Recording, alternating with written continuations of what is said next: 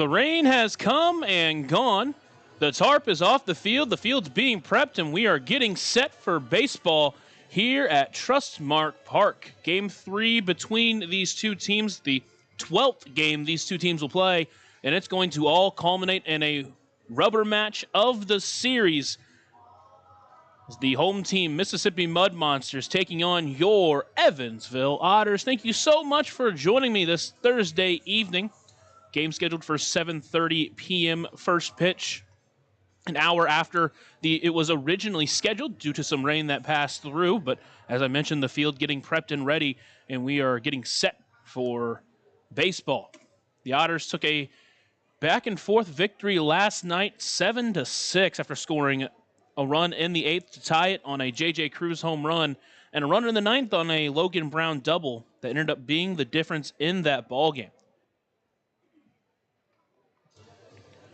The Otters jumped out in front early after J.J. Cruz, first hit of his big night, got a single that scored a run, scored J.T. Benson.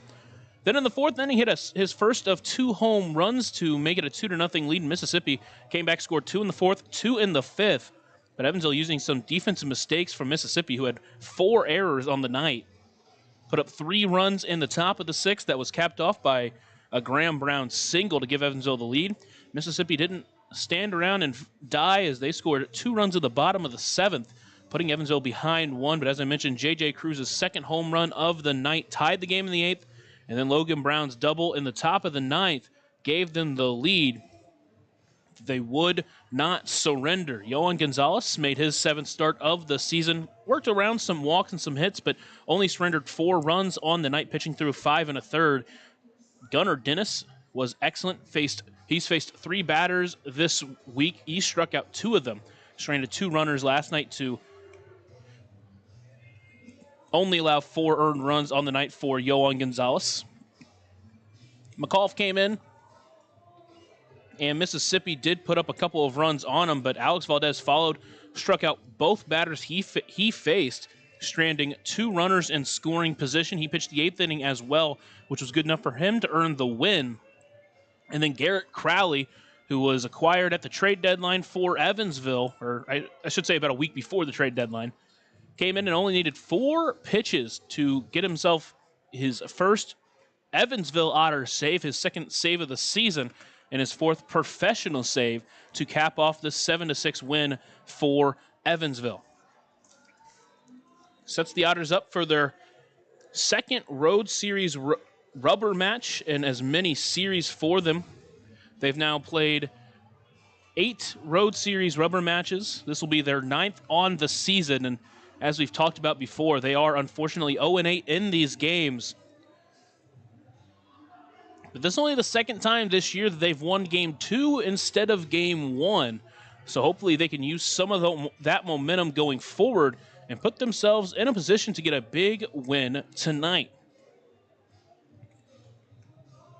The Otters going to get a start from Alex Canny after his 5-inning shutout performance against Windy City, where he struck out 10 batters. He did allow 6 base runners for them on walks, 2 hits. But again, 10 strikeouts. He enters his 4th game overall, his 3rd start. He's a 1-1 record, a .87 ERA in 10 1/3 innings. He struck out 17 in that time, has walked 9. That has been probably his biggest issue when it comes to pitching this year. Is just he does give up a good amount of walks, but he's been excellent for the Otters. He's been positioned as an official starter. Again, the former NCAA Division II champion with the University of Tampa. Played with the Ole Miss Rebels here in 2025. Now here at the Evansville Otters, starting for them in a big game, as I mentioned.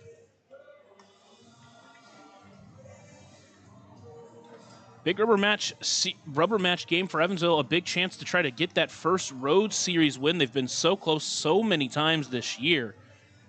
For Alex Canny, his last time out, mentioned 5 shutout innings en route to an Evansville 7-0 win against Windy City.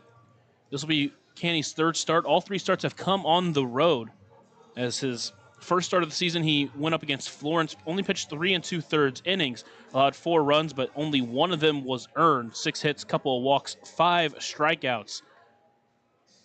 He enters the ball game with a 14.8 K per 9 rate. A little bit different from when he was a starter with Tampa. He had an 8.4 K per 9 rate, but just didn't walk anybody. But again, his strikeout stuff has been excellent this year. We'll see how he performs against this Mississippi squad that, again, did put up 6 runs last night against Evansville, but wasn't enough as Evansville's offense really came through last night. And it's one of those games that you look back and you really think about how it can, or what it can mean for a young team to fight back multiple times. I talked about it last night. I talked about it over the last 3 games, but this team has been down quite a bit.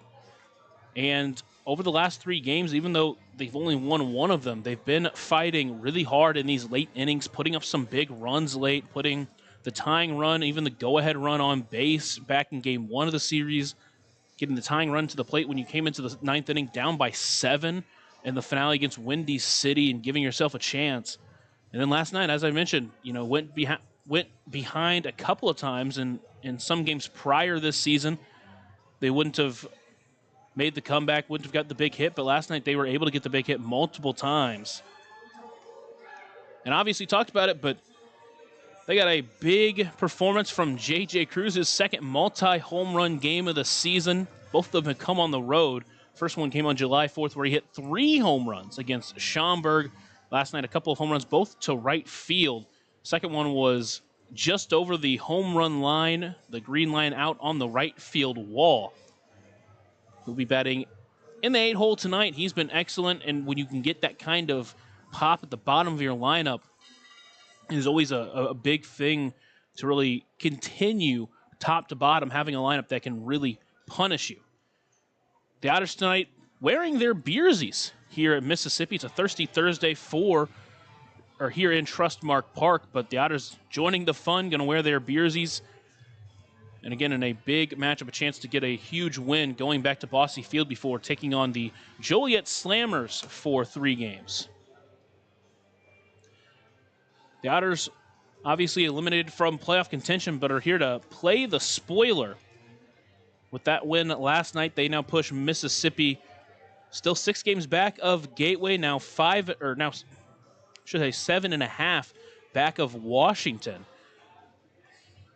So the Otters helping out some of the other Midwest Conference teams trying to finalize their bid for the playoffs, as currently, as of today, Lake Erie a game ahead of Washington in the Central Division.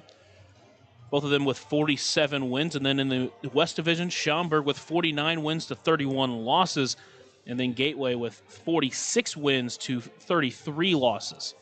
But again, all 4 of those teams poised to be the playoff competitors in the Midwest Conference. Mississippi, the one team we talked about that has a shot to maybe spoil that party, but that loss last night really puts them behind the 8 ball. They're going to need a really hot end to the season.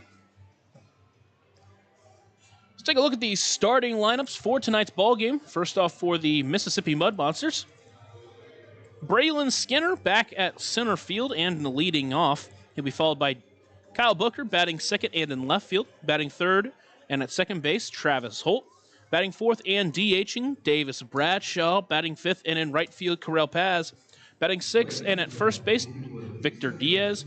Batting seventh and at shortstop, Nilo Rijo. Batting eighth and at third base, Caston Furr. And rounding out the lineup at catcher, Nick Hassan. For Mississippi, it's basically the same lineup they had back in game 1 of the series, but placed Caston Furr at third base instead of Ryan Cash. Again, both these teams have a win so far in the series, and pitching tonight for the Mud Monsters will be Brian Williams. He's been their ace of the squad in 14 starts. He's a 6-5 record, a 3.12 ERA. This will be his 3rd start against Evansville this season. First time out. It's actually been his worst start of the year, his shortest start of the year. should say second shortest and worst start of the year. He had a four-inning outing against Schaumburg where he gave up 8 runs. But in that outing on June 5th at Bosse Field, went 5 1/3, gave up 4 runs on 7 hits, 1 walk, and 4 strikeouts. But then his last time against the Otters, this one was also at Bosse Field, pitched 6 1/3, allowed 2 runs, only one of them was earned on 4 hits, just 1 walk, and 8 strikeouts. So he's had Evansville's number this year before, and the Otters have had his number, and we'll see how they do it. Third time against this guy. Obviously, some new faces within this Otters lineup that will face him this time, but Evansville was able to get to Greg Duncan when they faced him in Windy City. That was the guy that really had Evansville's number, and hopefully they can do the same here against Brian Williams. Knows how to bring the heat. Let's give a warm, And that will set up the lineup for the Evansville Otters. Very similar lineup. It'll be Dennis Pierce, the Edward Jones leadoff batter of the game in the leadoff spot. He'll be at third base. Batting second and at second base tonight will be Graham Brown. Batting third and DHing will be L.J. Jones. Batting fourth and at first base, Logan Brown. Batting fifth and back in left field, Keenan Taylor. And batting sixth and getting his first start in center field will be Stephen Paolini. Batting eighth and in right field, J.T. Benson. Batting eighth and at shortstop, J.J. Cruz. And rounding out the lineup, the catcher tonight, Cohen Wilbanks. He has caught Alex Canty in both of his starts this year. So no reason to make that change now, as, again, he's been on to an excellent start. And hopefully tonight he can keep that up and set Evansville up the right way with a shot to get a big road series win as we near the end of this 2025 season. The football arm equates to a baseball arm. Good job, Nick. After this series ends, just 5 more series in the Otters season. 3 of them will be at home. You get the Joliet Slammers at home this weekend. Next week, they'll be in Washington to face on the Wild Things. Then next weekend, Windy City comes to town, followed by Florence next week, or a couple weeks from now. And then the season finishes off with a weekend series in Gateway. Again, a long runway for this team as they reach the end of this season, a chance to try to get some big wins late. Mentioned a little bit Alex Canty earlier on the Papa John's pregame show, but he enters with an .87 ERA in 3 appearances. He's made 2 starts, pitched 10 1/3 innings. In his last start against Windy City, went 5 shutout innings, struck out 10 during that time. Just threw 93 pitches. Again, did have to use a little bit. That Windy City team did a good job making him work and earning walks, but hopefully tonight he can give another good outing. And saw last night the bullpen play really well. If he can go through 5 or even 6 innings of either scoreless or 1 or 2 run baseball, and if he leaves with the lead, you really hope that the bullpen can find itself a little bit more lockdown and lock down this ball game and give Evansville a big boost going into tonight.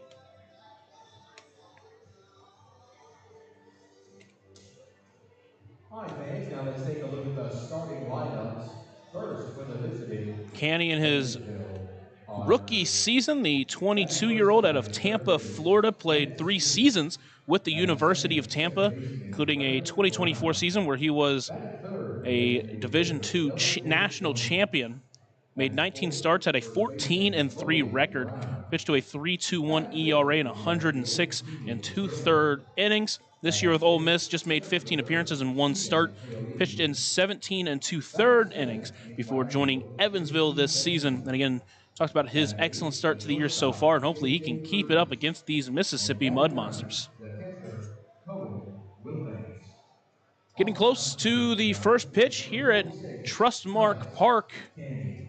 The rescheduled first pitch start time was scheduled for 7:30. Both games, we got the first pitch at about 5 minutes after that, so I would expect that to be the same here. Probably get a 7:35 p.m. start. Had a lot of rain come down, and this ballpark being a former Double-A ballpark really came in handy. They were able to work through that rain and get themselves set up for a big ball game here. Not the first time we've been in this stadium with some heavy rain before the game. It was back in the first series here. I think it was the second game of the series where it just poured for probably an hour and a half, 2 hours, a few hours before the game, and did get pushed back a little bit, but they're able to play baseball here. And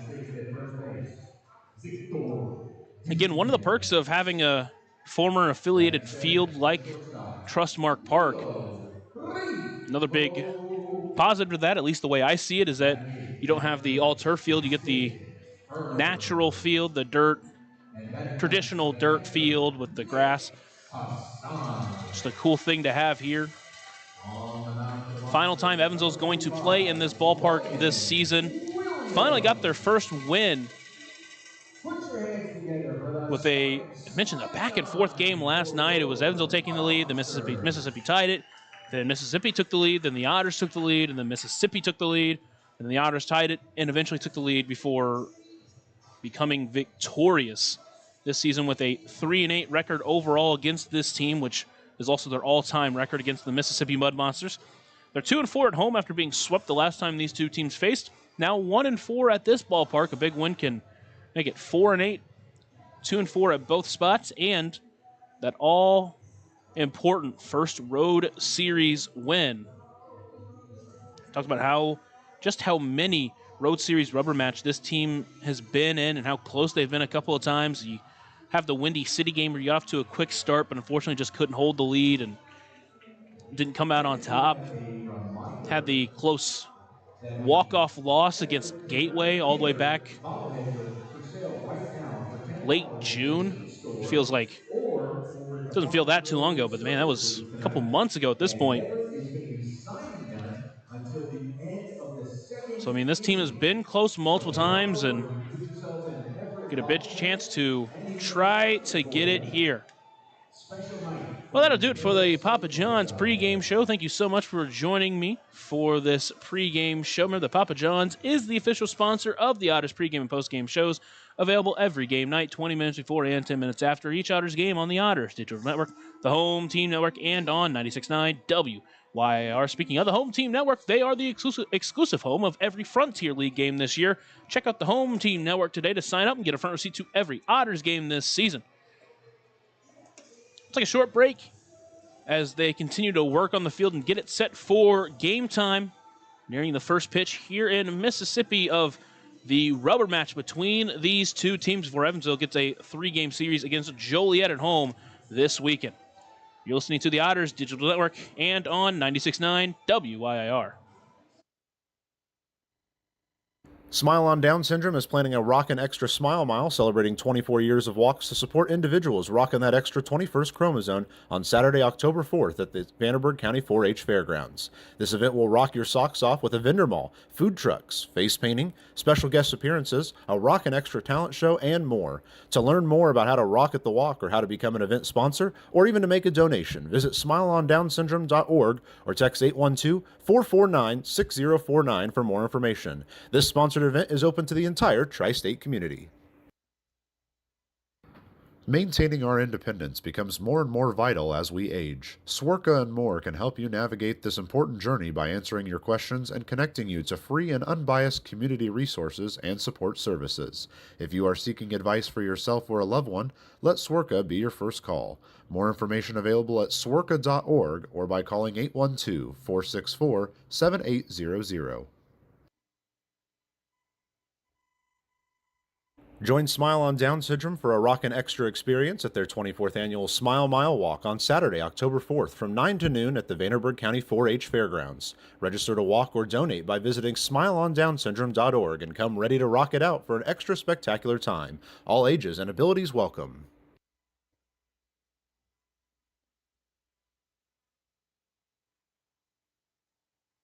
Right now in Vanderburgh County, over 800 children are in the child welfare system waiting for someone to be their voice, and you could be that voice by becoming a court-appointed special advocate, a CASA volunteer. Donating just a few hours a month of your time can change a child's life forever. Vanderburgh County CASA invites you to join them. Stand up, speak out, be for the child, be a CASA. For more information, visit vandcasa.com. That's VAND CASA.com. Smile on Down Syndrome is celebrating 25 years of serving smiles to the Tri-States Down Syndrome community. Not only do we offer programming and support services, we sponsor annual events that give people with Down syndrome opportunities to be stars of the show at our World Down Syndrome Day Ice Cream Social and Talent Show, Christmas dinner, and our Smile Mile, which is a day celebrating our Down syndrome community, their families that involve the entire tri-state community, and the highlight of the year when individuals with Down syndrome really shine like a star among smiling supporters. Learn more and find your way to get involved and show your support at smileondownsyndrome.org. Ballet Indiana is made up of local ballet professionals, dedicated parents, and community members in order to provide unique and life-enriching experiences for hundreds of young dancers, while carrying out their mission to inspire a lifelong appreciation for dance for both our dancers and the Evansville community. More information on Ballet Indiana and information about their upcoming performances is available at balletindiana.org.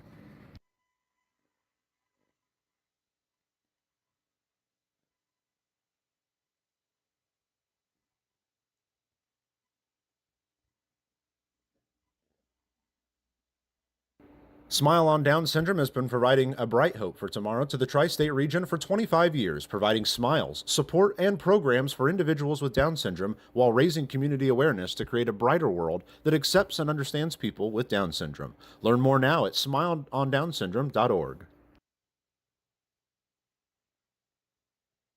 Smile on Down Syndrome is planning a Rockin' Extra Smile Mile celebrating 24 years of walks to support individuals rocking that extra 21st chromosome on Saturday, October 4th at the Vanderburgh County 4-H Fairgrounds. This event will rock your socks off with a vendor mall, food trucks, face painting, special guest appearances, a Rockin' Extra talent show, and more. To learn more about how to rock at the walk or how to become an event sponsor or even to make a donation, visit smileondownsyndrome.org or text 812-449-6049 for more information. This sponsored event is open to the entire tri-state community.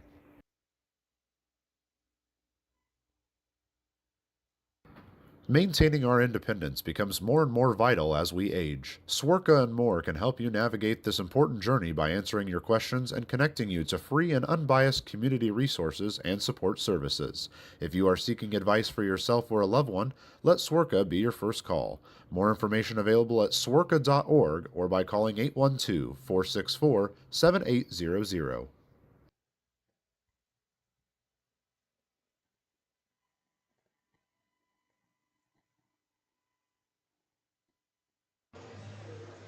Welcome back into Trustmark Park. Still awaiting the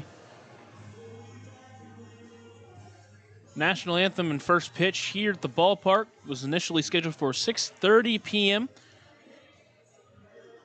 Started the game under a rain delay. They worked to get the tarp off the field, digging it off, and still working on the field to finish or to get us started for this game. Looks like they're finishing up.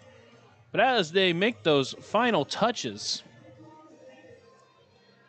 near the playoff push time here in the Frontier League, we talked about the Midwest Conference scenarios. It's really Mississippi who stands right now 6 games back of a playoff spot. That's Gateway that they're chasing currently. Speaking of Gateway, they're playing Lake Erie currently, and they're winning 4-0. Gateway took game 1 of that series. Lake Erie took game 2 of the series. Been a couple of blowouts, but right now up 4-0 is Gateway. Schaumburg ahead of Sussex County 4-3. Currently in the top of the 7th inning. Washington and Three Rivers playing in the bottom of the 6th, and Three Rivers actually up 1-0 in that game. Washington's taken the first 2 of that series. Joliet and Windy City tied at 0 in the top of the 4th. If we take a look at the playoff situation going on in the Atlantic Conference, it looks like obviously Quebec has their playoff spot locked up. Looks like Tri-City is pretty well in line for a playoff spot as well. New York and Sussex County currently fighting for the East Division East Division crown. Sussex County now up 2 games on New York. Sussex County at 46 and 34, again playing Schaumburg right now in New York. They actually did lose earlier today against Tri-City. Currently stand at 43-45, including that loss that they took today. Ottawa, the lone team that's currently out of a playoff spot looking in. They're at 40-39, making them 2.5 games out from New York for that wild card spot. So they're still very much in a spot to fight as they currently lead Florence 5-1 in the bottom of the 7th. New York and Tri-City actually in a doubleheader. They're in game 2 of that doubleheader.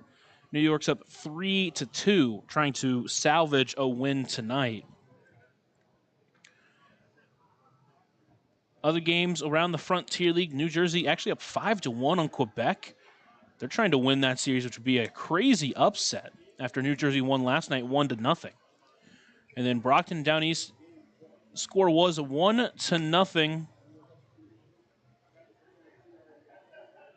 They were in the bottom of the 2nd inning before rain delayed that game. And then all that leaves is us here at Trustmark Park as the managers and umpires get their meeting started and finished at the home plate. Teams come out of the dugout and set themselves up for the national anthem as we get set for first pitch here at Trustmark Park in Pearl, Mississippi. Rubber match between these two squads.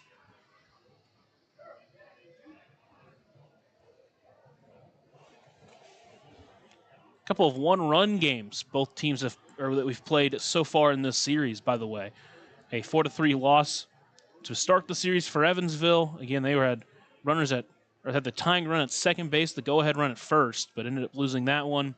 Then last night, a big comeback win for Evansville, won 7-6, setting up the rubber match between these two teams.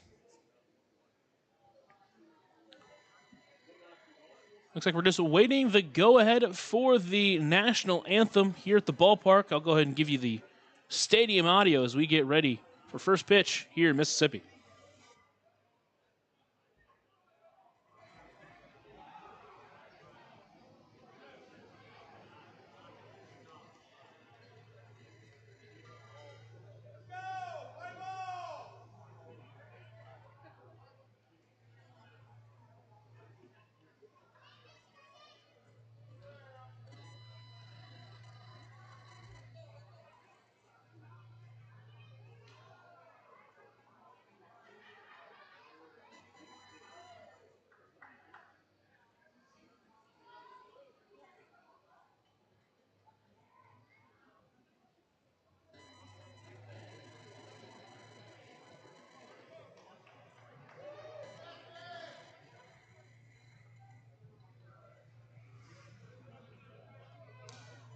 Ladies and gentlemen, please welcome for the presentation of colors the Mississippi State University Army ROTC Color Guard.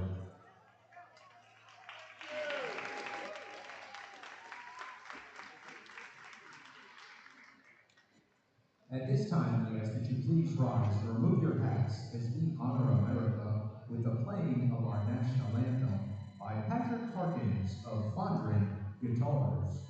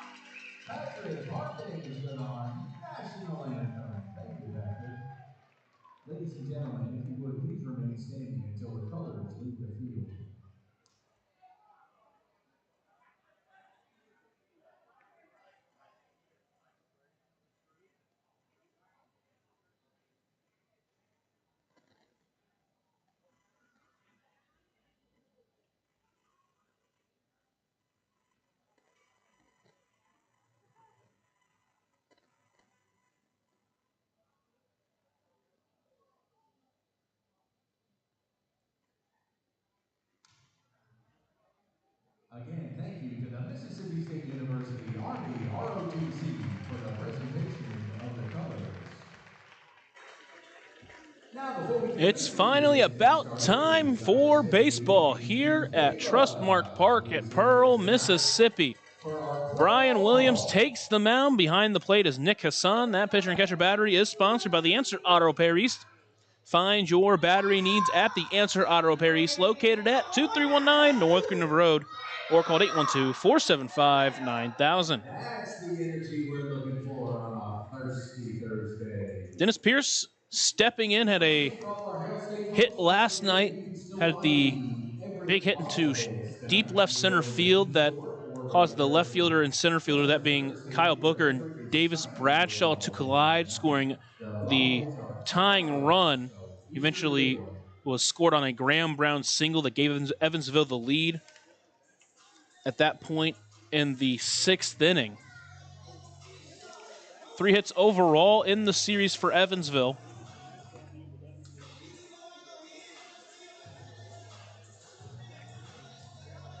So he enters tonight's ball game just below 300 for basically the first time this year at 294.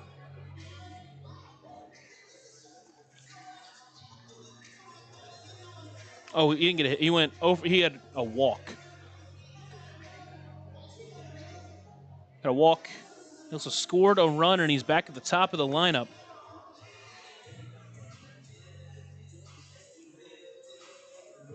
The Edward Jones leadoff batter of the game, getting ready to step in and get us started here in tonight's ball game.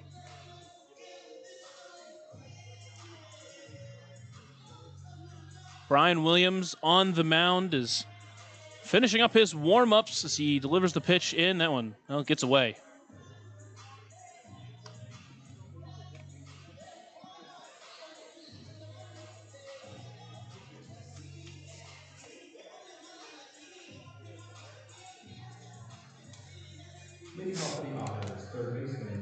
And now Dennis Pierce gets the go-ahead, start walking towards the batter's box to get us underway, fully under the lights.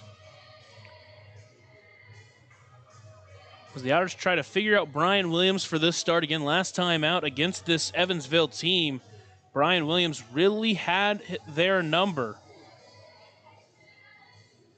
His last time out against Joliet went 6 innings, giving up just 1 unearned run, 5 hits, 4 walks, 3 strikeouts.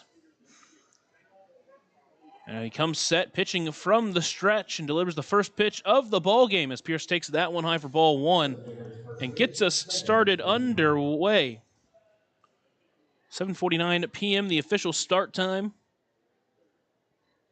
Almost an hour and 20 minutes after the initial, or the scheduled start time, as that pitch finds the zone at the letters, making it 1-1.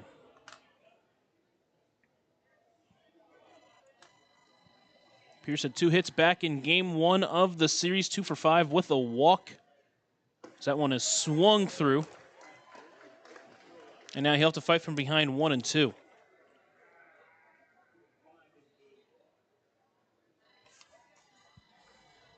Otters trying to follow the momentum from last night. And Pierce trying to get it started quickly. Here's the 1-2. That one is soft looper, and that one's going to get through the left side of the infield. Pierce just throws his bat out there and manages to find the hole in a leadoff base runner for Evansville here in the first.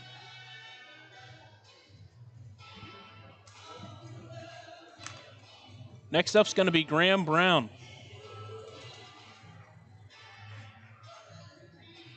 Second baseman, Graham Brown.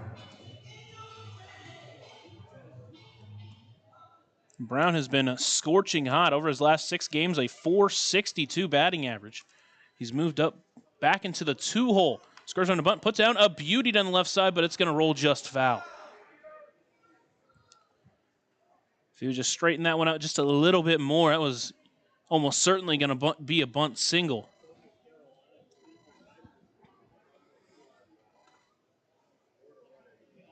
Instead, he will start behind 0-1. Collected his 4th multi-hit game over his last 7 after going 2 for 5 with an RBI.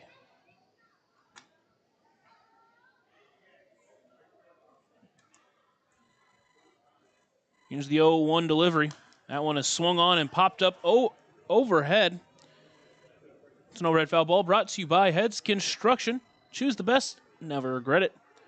But now Brown behind 0-2. Mud Monsters in their dark teal uniforms with their white pants.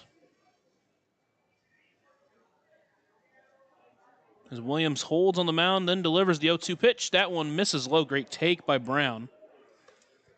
Make it 1-2.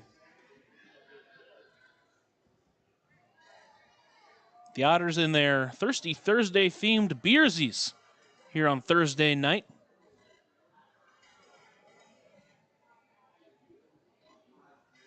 Here's the 1-2 delivery. That one lined towards third, past the glove of Castenfer. Back-to-back hits past the gap between third base and shortstop for Evansville. And they have runners at first and second with no one away to get us started here in the first. Designated hitter, L.J. Jones.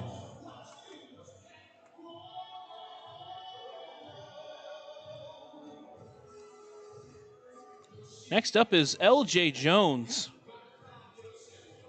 Earned a walk last night.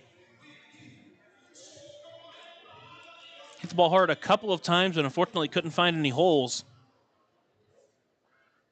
He steps up in a big spot here early in the game.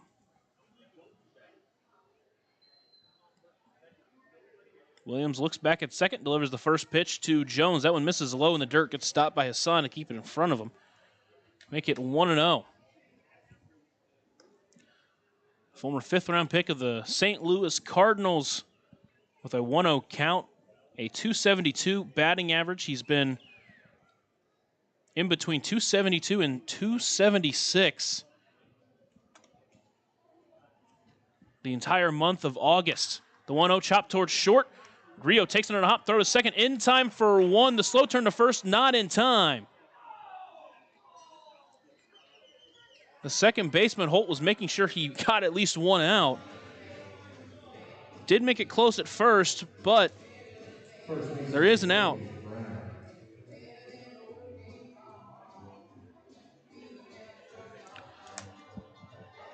But there are runners in the corners with just one away as Logan Brown steps to the plate. The big double last night to give Evansville the winning run.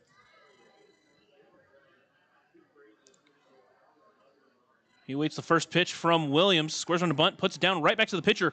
Pierce was taking home all the way. Hassan struggles to get it, and it's not in time. Logan Brown beats it out, and a run scores.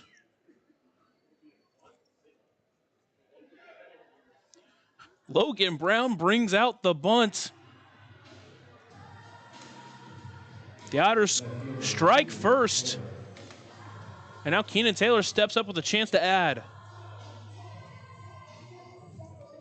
Logan Brown's third hit, second RBI of the series. Keenan Taylor steps in. He is 1 for 9 on the series. First pitch to him misses high for ball 1.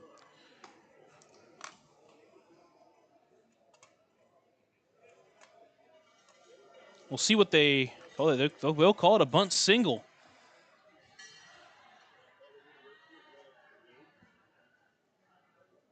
Here's the 1-0 delivery to Taylor. That one is fouled up and out of play. Make it 1-1.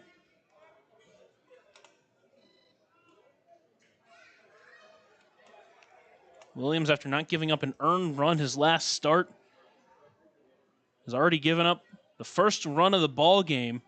He's only recorded 1 out. Here's the 1-1 delivery. That one is fouled back as well. Make it 1-2. Time called for the Otters left fielder. Up next, the three up next for Evansville are their outfield in order from left to right. Keenan Taylor, Stephen Paolini, and J.T. Benson. Talked about Paolini's defensive ability last night. He was excellent out in left. Now gets the start in center. But first, a chance to add for Evansville. Here's the 1-2 delivery. to Taylor. That one lined towards short. Rijo is going to backhand it. Throw to second in time for one. On to first is not in time. Taylor hustles out to avoid the double play. The second time the Otters have had to do that in this inning. But there are two away. Runners still in the corners. Center fielder, Stephen Paolini. Another really close play at first. Wide throw may have even pulled off Diaz over at first, and now it's the former Columbus Klingstone stepping in with two runners on and two away. First pitch swinging, fouls that one back. He'll start behind 0-1. The Klingstones are the Double-A affiliate of the Atlanta Braves, where Paolini came from. They were the Mississippi Braves and played at this very ballpark the season prior. The 0-1 pitch, that one's fouled off, make it 0-2. Paolini, who was drafted out of high school, spent 6 seasons with the Braves organization, but did not play at this ballpark for their Double-A squad. Talked about it last night. He had some very hard-hit baseballs, but both of them just found gloves. Now behind 0-2. Here's the pitch from Williams. That one fouled off again. He's fouled off all 3 pitches back behind the plate.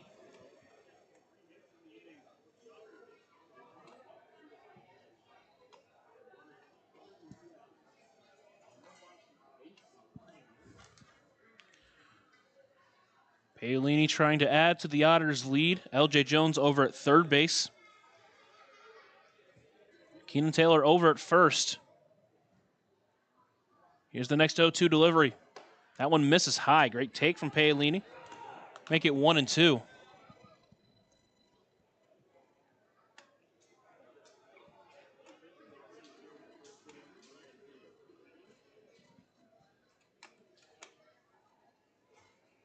Paolini was also a 5th-round pick back in 2019, the year before L.J. Jones, the 5th-round pick. Here's the 1-2. Takes that one low in the dirt. Another good stop by Hassan back there. It's 2-2. L.J. Jones 90 feet away, getting a huge lead as the infield playing a pretty sharp pull on Paolini. Third baseman Furr is way off that third baseline.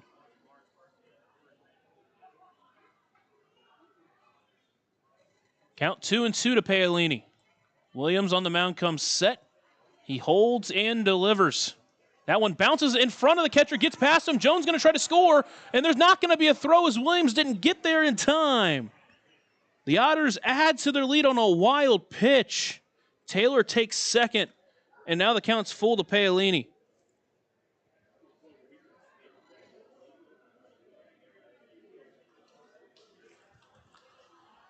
So a self-induced mistake there by Brian Williams. Scores the second run of the ball game for Evansville.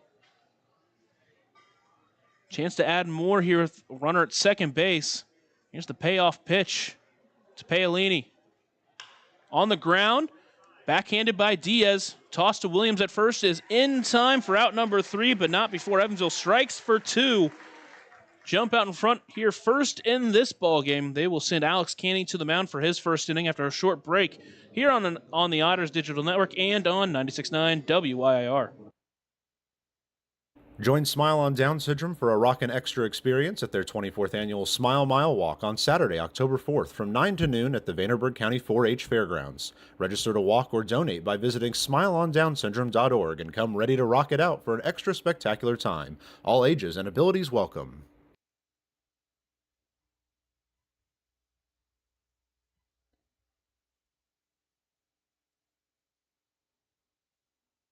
Right now in Vanderburgh County, over 800 children are in the child welfare system waiting for someone to be their voice, and you could be that voice by becoming a court-appointed special advocate, a CASA volunteer. Donating just a few hours a month of your time can change a child's life forever. Vanderburgh County CASA invites you to join them. Stand up, speak out, be for the child, be a CASA. For more information, visit vandcasa.com. That's VAND CASA.com.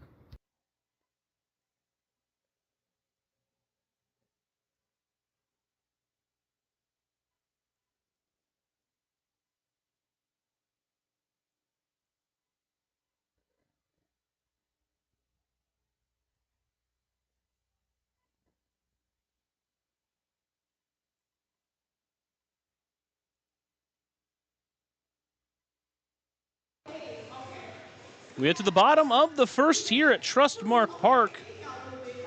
Alex Canny makes his third start of the season. Canny on the mound. Logan Brown behind the plate. That pitcher and catcher battery is sponsored by the Answered Auto Repair East. Find your battery needs at the Answered Auto Repair East, located at 2319 North Green River Road, or call 812-475-9000. Alex Canny, fresh off his 5-inning shutout, 10-strikeout game against the Windy City Thunderbolts, his third start of the season. All three of them have come on the road. And he will face Braylon Skinner to start this ball game.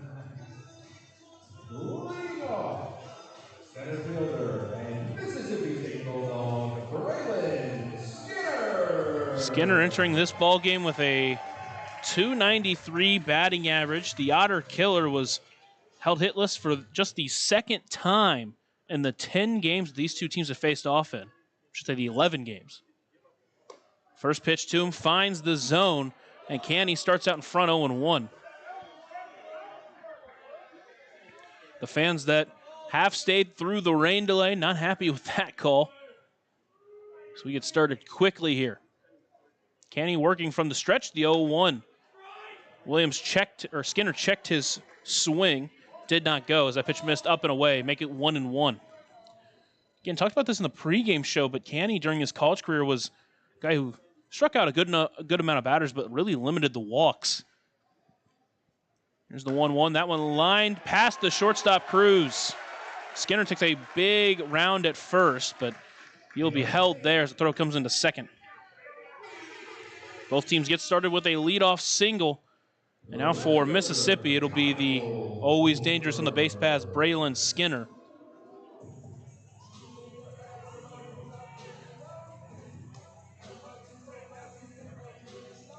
Skinner on the season with 37 stolen bases. The Otters did nail him back in game 1 of the series. And Canny will have to try to work around a leadoff single. Now it's Kyle Booker. First pitch to him, misses high. Starts behind 1-0.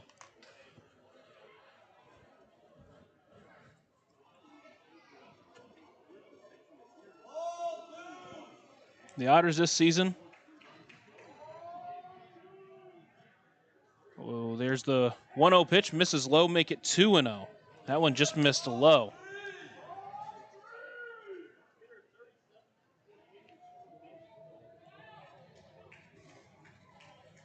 Have scored quite a bit in the first inning this year. They've scored 55 runs in the first innings. That pitch just misses outside, make it 3-0.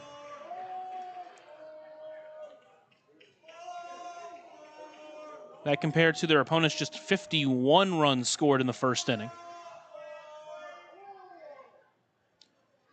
Canny sets, trying to work a 3-0 count. Here's the pitch. That one does find the zone middle. Make it now 3-1 to the left fielder.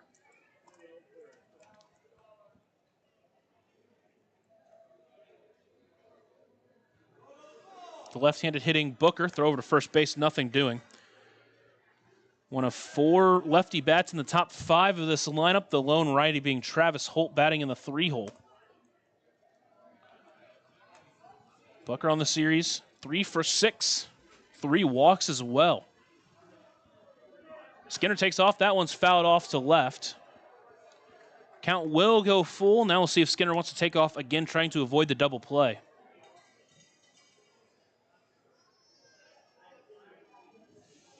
Booker has upped his average up to 287.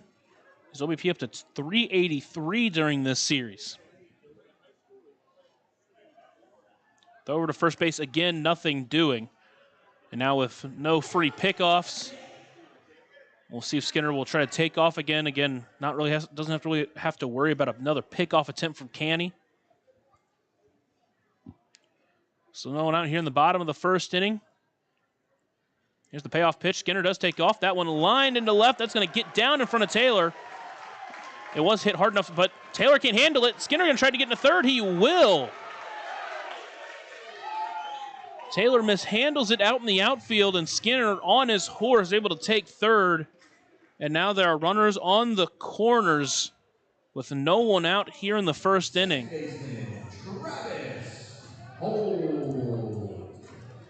And now Canny's going to have to work around some early traffic. Wilbanks behind the plate. Gives some signs to his team out there. Now steps back behind as the infield plays at normal depth right now. Willing to trade 2 outs for a run against Travis Holt. First pitch to him. That one lifting to right. It's going to send Benson back a little bit. He'll bring it in for out number 1. Booker gets a big jump, but Benson just throws it into second base. So a sac fly gets Mississippi on the board, but Candy gets the first out of his outing here. Designated hitter, Davis Bradshaw. So with one away, it's the left-handed hitting Davis Bradshaw. Second time he'll be DHing this week after playing left field last night.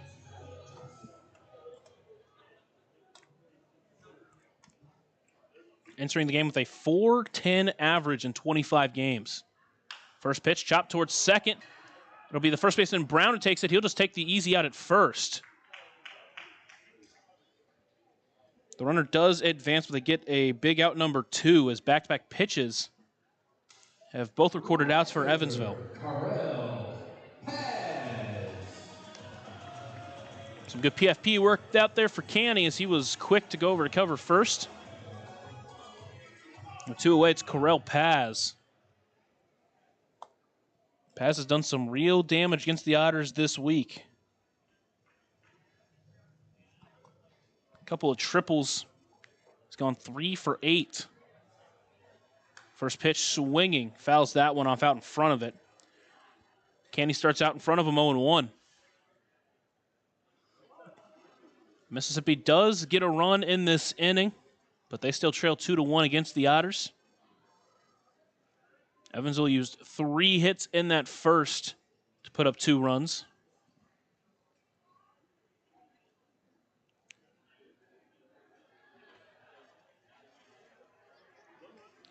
There is an error on the Evansville side as the Keenan Taylor mistake out on the left allowed Skinner to advance to third base.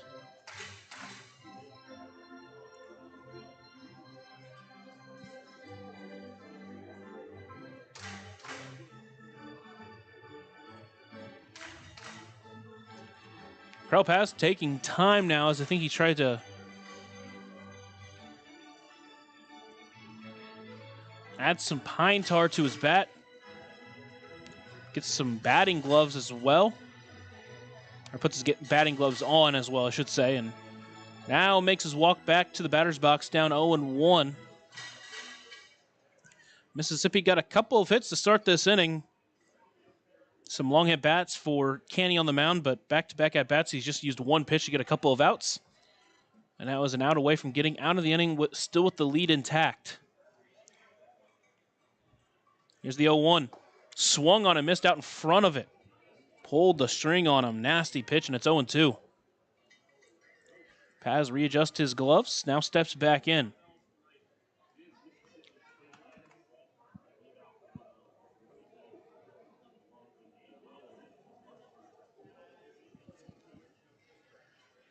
Here's the 0-2 pitch. Checked his swing on a pitch that missed up and away. Make it now 1-2.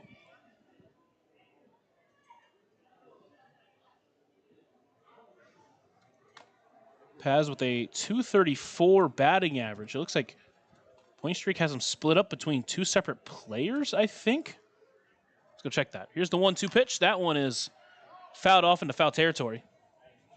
I think I noticed it last night, but I never re-examined it. They do. They have two separate passes on here.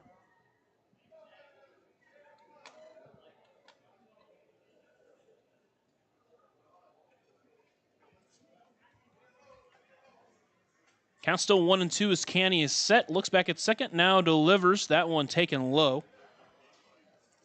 Make it 2-2. Passes last series against Evansville. Got 5 hits in those 3 games. Went 5 for 11. The first series back in Boston Field, he was held hitless. And his first series here in Mississippi went 2 for 11. Or 4 for 11. Fastball misses just outside. Wilbanks tried to fool the umpire back there, but he wasn't. Count runs full. There's a base open, but you'd like to get Paz here as Canny now comes set on the mound. And delivers. That one misses outside, ball 4. First walk of the game for Canny. And now he'll have to get the next batter to come to the plate. Playing first base tonight is Victor Diaz. Didn't play in the second game of the series, but back in game 1 went 2 for 4, scored a run. Has a .259 batting average this year with 6 home runs, 11 doubles, and a triple.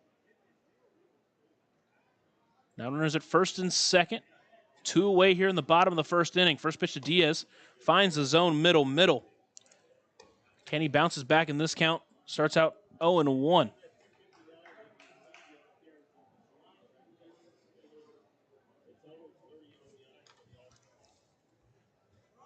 Diaz out of the Astros organization. That one fouled directly back. Make it 0-2.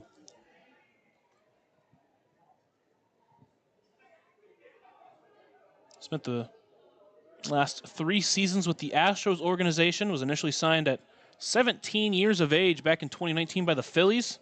Spent 21 with the Dodgers before joining the Astros. The 0-2 pitch swung on and missed for strike 3, and Canny strands 2 to maintain the lead. German American Bank strikeout to end the inning here in the first. Otters take a 2-1 lead into the second here on the Otters Digital Network and on 96.9 WIIR. Ballet Indiana is made up of local ballet professionals, dedicated parents, and community members in order to provide unique and life-enriching experiences for hundreds of young dancers, while carrying out their mission to inspire a lifelong appreciation for dance for both our dancers and the Evansville community. More information on Ballet Indiana and information about their upcoming performances is available at balletindiana.org. Smile on Down Syndrome has been providing a bright hope for tomorrow to the tri-state region for 25 years, providing smiles, support, and programs for individuals with Down syndrome while raising community awareness to create a brighter world that accepts and understands people with Down syndrome. Learn more now at smileondownsyndrome.org.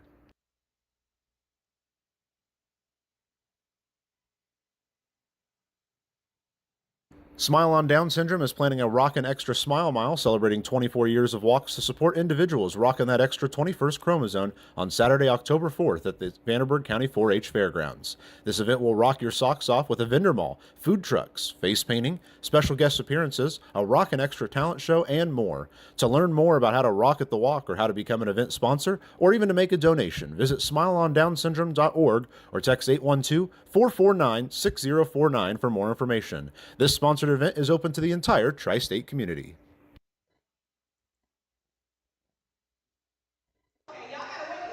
We head to the second inning. Otters lead 2-1. Both teams sent 6 to the plate. The Otters put 2 runs up. A Logan Brown bunt single scored the first, and a wild pitch scored L.J. Jones. It'll be 7-8-9, JT Benson, J.J. Cruz, and Cohen Wilbanks to start this inning. Talked a lot about J.J. Cruz's game from last night, but JT Benson had a big game last night. Didn't really show up the same way as Cruz's, obviously. But Benson last night earned 3 walks. Doesn't have a hit in this series, but he is only 0 for 4 with 5 walks this series. That's the thing with JT Benson. His average has gone down a little bit over his last 10 games, but his OBP has stayed right about the same. So about 394. He continues to just find his way on base. And with a guy who gives you that good of defense out in the outfield, that kind of speed on the base paths, had 2 stolen bases last night. If you have a 394 OBP, that is huge. He also brings some power with 8 home runs on the season. Williams trying to recalibrate here in the second. First pitch to Benson misses high for ball 1. The 3 walks in a game, the most by any Otter this season.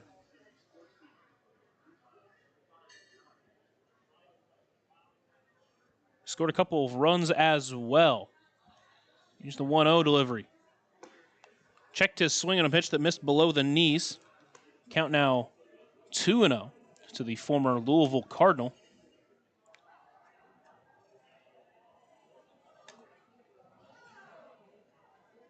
Benson's last home run came on July 3rd.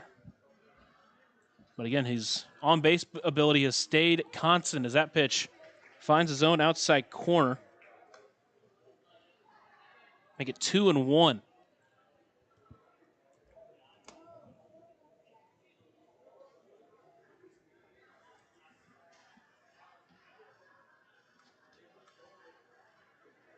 Here's the next 2-1 delivery. That's a breaker that just didn't break at all.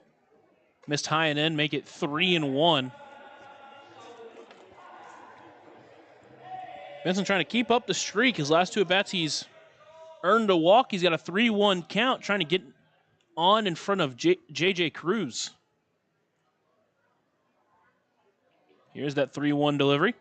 That one swung through. Tried to make him pay, but came up empty. Count runs full.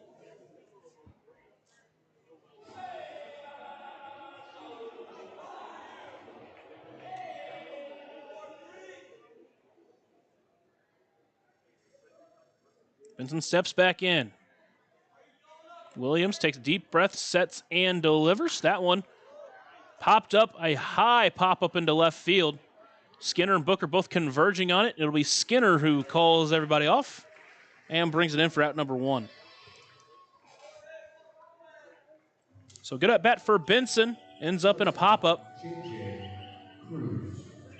With 1 away, it's J.J. Cruz up next. Cruz with 2 home runs last night, had 3 RBIs.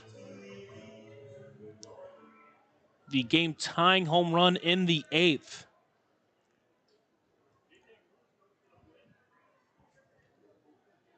Steps in with 1 away and no one on against Brian Williams. First pitch to him swinging. He fouls that one up and overhead. Overhead foul ball brought to you by Heads Construction. Choose the best. Never regret it.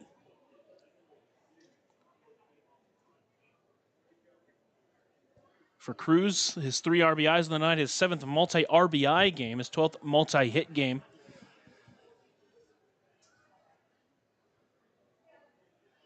It's the 0-1 pitch. Swings at that one, fouls it directly back. Now it's 0-2 as Williams, after needing a full count to get Benson out, has gotten Cruz swinging at both the first 2 pitches.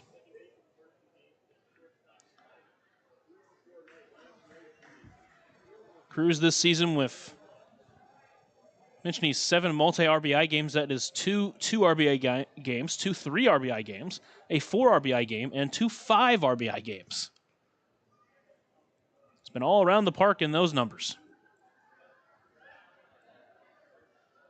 Here's the 0-2 pitch. That one misses low and in. Tried to go back foot breaker. Cruz holds at that one, making the count 1-2.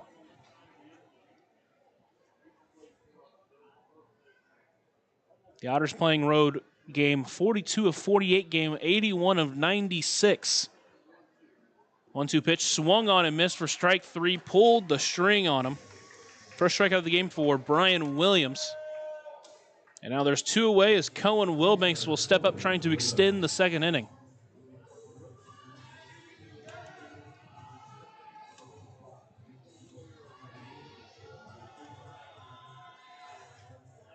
Wilbanks, another one of these guys that hasn't had consistent playing time. But when he's been out there, he's been excellent at the plate.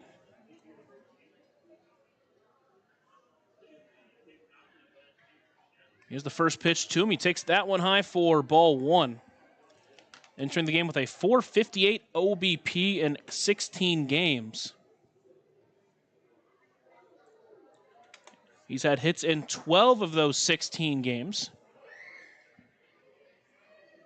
Currently entering on a 6-game hitting streak. Here's the 1-0 pitch. Takes that one. That one does find the zone. Which evens it up at 1-1. His last start came on August 8th against Windy City. In that game, a hit, a walk, an RBI. He scored 3 runs. He had some aggressive plays on the base paths that worked out in the Otters' favor. 1-1 delivery. That one is called strike 2 at the knees. Count now 1-2 to the Otters catcher tonight. Steps back in, trying to fight from behind now.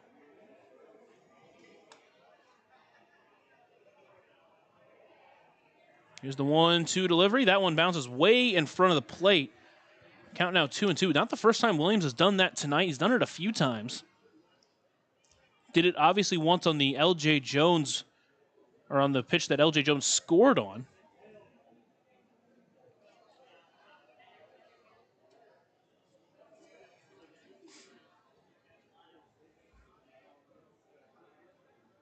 Wilbanks, the 24-year-old out of Georgia Gwinnett College, awaits the 2-2 pitch. That one is popped up into foul territory. It's going to get out of play, and Wilbanks stays alive. During his senior season, he had a 374 batting average, a 454 OBP. 13 doubles, a home run. Again, not a home run hitter by any means, but what he's shown at the plate here with the Otters is just an ability to get on base. When you have a team full of sluggers like the Otters do, it's always a good to have that in your lineup, especially at the 9-hole. 2-2 pitch. That one's hit pretty well on the left. That's going to send pass back to the track, to the wall, and that one's gone. Somebody go get that baseball. Cohen Wilbanks proves me wrong. His first professional home run, and the Otters double their lead. They now lead 3-1.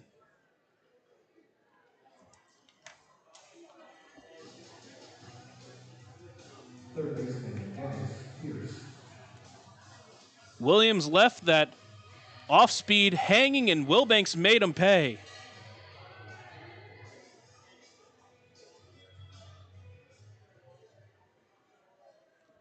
Now the Otters with a 3-1 lead, and Dennis Pierce steps in. The Edward Jones leadoff batter of the game. First pitch swinging high, pop-up, shallow right field. That one's hooking into foul territory. Diaz trying to go back on it, but it's going to get out of play and fall for strike 1.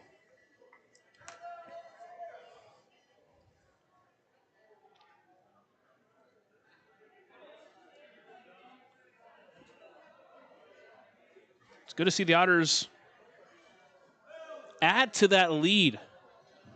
It's one of the things this year that they've done quite a bit is jump out in front early and then start to struggle in those middle innings. If they can continue to add on here against Brian Williams, of all people, really help your pitcher out on the other end as that pitch misses low and away. Make it 1-1.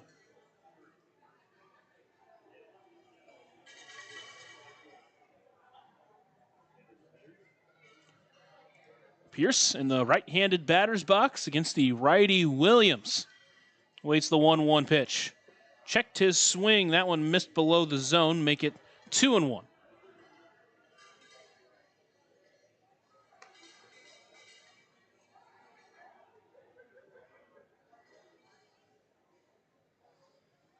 Pierce singled his last time up. Just found the hole in the infield to get on base. Scored on the Logan Brown bunt single.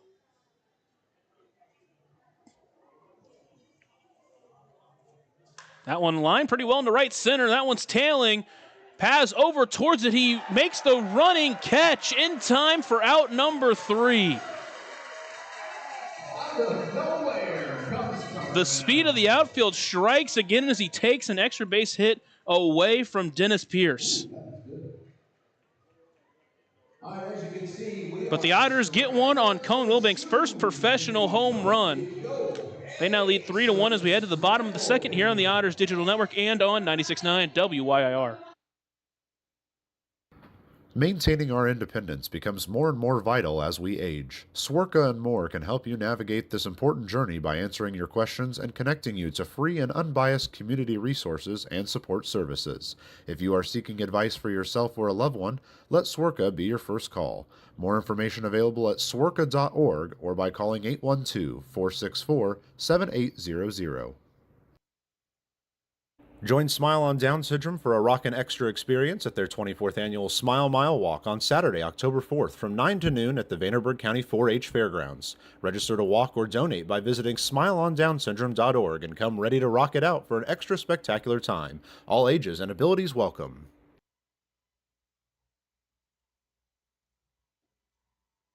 Right now in Vanderburgh County, over 800 children are in the child welfare system waiting for someone to be their voice, and you could be that voice by becoming a court-appointed special advocate, a CASA volunteer. Donating just a few hours a month of your time can change a child's life forever. Vanderburgh County CASA invites you to join them. Stand up, speak out, be for the child, be a CASA.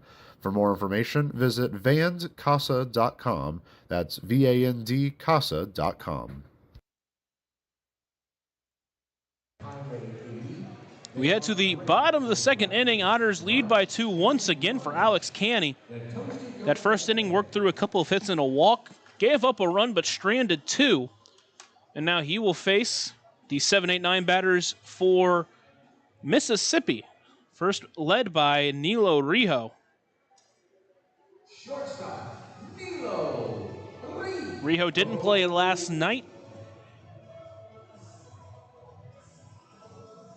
Got the start back in game 1 at shortstop. In that game went 0 for 3. Did reach and stole a base once. Here's the first pitch to him. Finds the zone. Canny starts off the right way. He's out in front 0-1.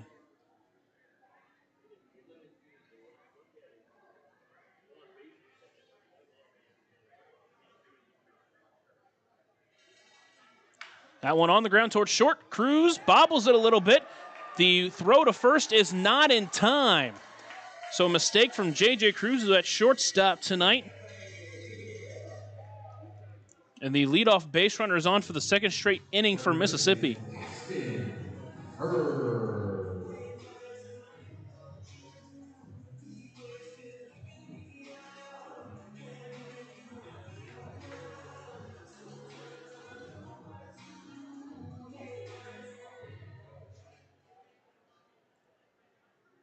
So now Canny gonna have to work around that first mistake from Evansville.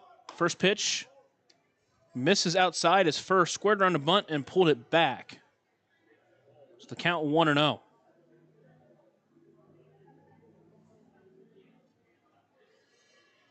Again, this Otters defense has been really good at times this year, but every once in a while it just creeps on up on you. Back pick over at first base. Logan Brown not really in position. That pitch missed low. Count 2-0 is first still trying to square around a bunt, but has pulled it back both times.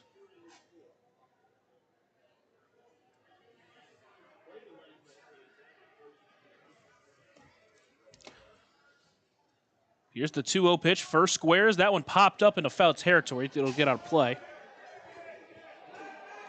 Make it 2-1 now. Pierce over at third base is ready to charge.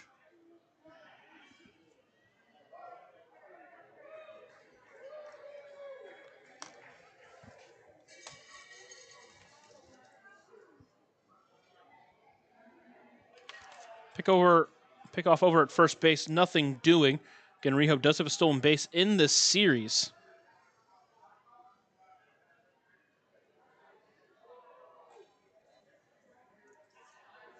Furr did get a bunt single last night off of McAuliffe. Pitch misses high. Throw down to second is in time, and they got him. Rijo tried to steal second base, and Wilbanks, after hitting the home run, guns him down.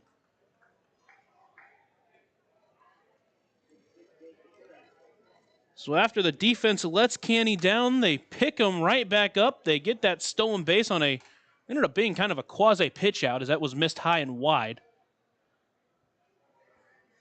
Looks like one of those must have been called strike, as that one misses high. So count runs full. Thought that was a 2-1 pitch, but instead it was a 1-2 pitch. So again, must have called one a strike that even the board operator didn't see initially. But here's the full count pitch.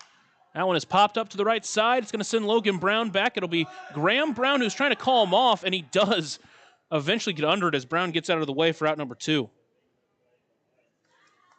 Scary moment there is a last-second call-off for Graham Brown. Got Logan Brown out of the way.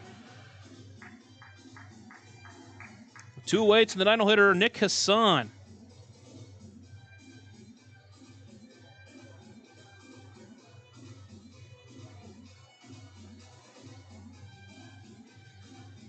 Second straight night, he'll be the catcher tonight for Mississippi.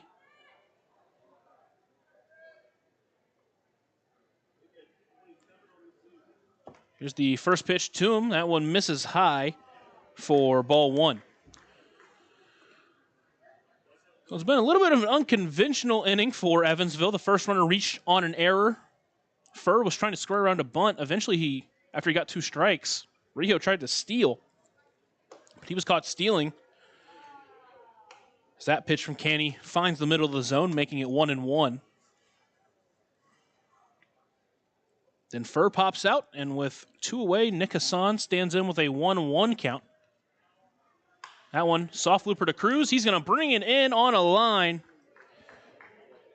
And that will do it for the second inning. The Otters will take their 3-1 lead to the third here on the Otters Digital Network and on 96.9 WIIR. Smile on Down Syndrome is celebrating 25 years of serving smiles to the Tri-States Down Syndrome community. Not only do we offer programming and support services, we sponsor annual events that give people with Down syndrome opportunities to be stars of the show at our World Down Syndrome Day Ice Cream Social and Talent Show, Christmas dinner, and our Smile Mile, which is a day celebrating our Down syndrome community, their families that involve the entire tri-state community, and the highlight of the year when individuals with Down syndrome really shine like a star among smiling supporters. Learn more and find your way to get involved and show your support at smileondownsyndrome.org.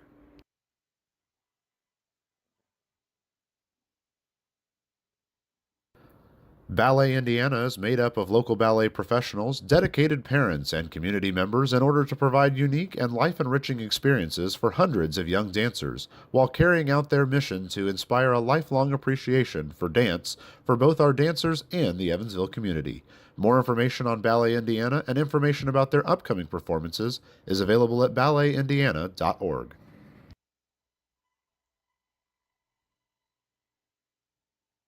Smile on Down Syndrome has been providing a bright hope for tomorrow to the tri-state region for 25 years, providing smiles, support, and programs for individuals with Down syndrome while raising community awareness to create a brighter world that accepts and understands people with Down syndrome. Learn more now at smileondownsyndrome.org.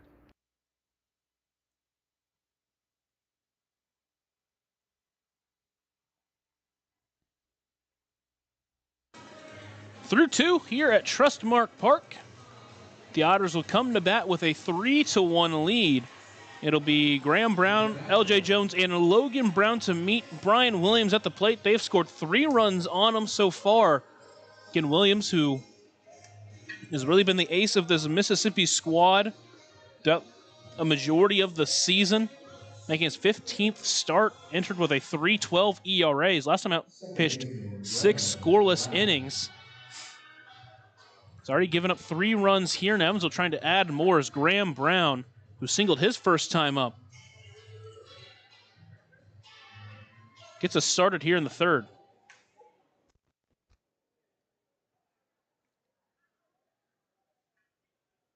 Williams will come set. Here's the first pitch to Brown. That one's laced up the middle for a base hit. First pitch, single for Graham Brown. Already the 5th hit in the game for Evansville. And now they get a leadoff base runner here in the 3rd. Now had 5 half innings, and in 4 of them, the leadoff base runner has reached. 2 times for Evansville, 2 times for Mississippi.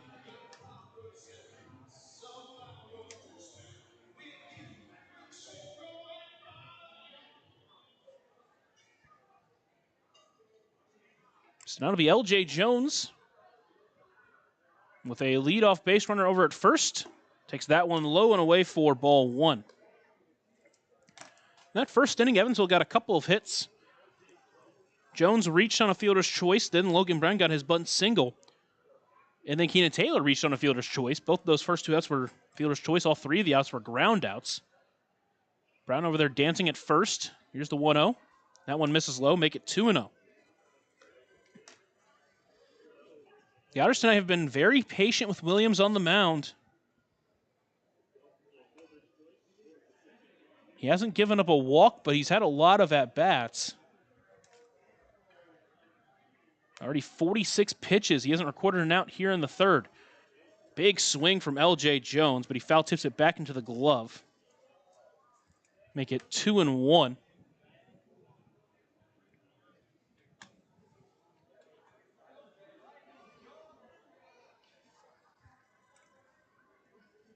Jones trying to help Evansville extend this lead. Again, no reason you wouldn't want to add on more. Here's the 2-1 delivery. That one's a soft looper into right field. It's going to send Paz in. He's not going to be able to bring it in. That one's going to fall in no man's land. Brown had to make sure it fell, so he only gets to second base. But for the 2nd time this game, back-to-back singles lead off the inning for Evansville.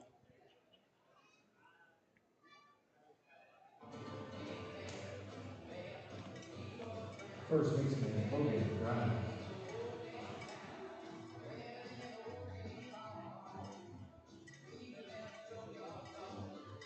And now Logan Brown will step to the plate. He's 1 for 1 with that bunt single earlier. Spot here, he could see him do the same thing with runners at first and second and no one away. Corner's playing in if he is. He is going to square on a bunt, puts it down the left side, but foul. Make it 0-1.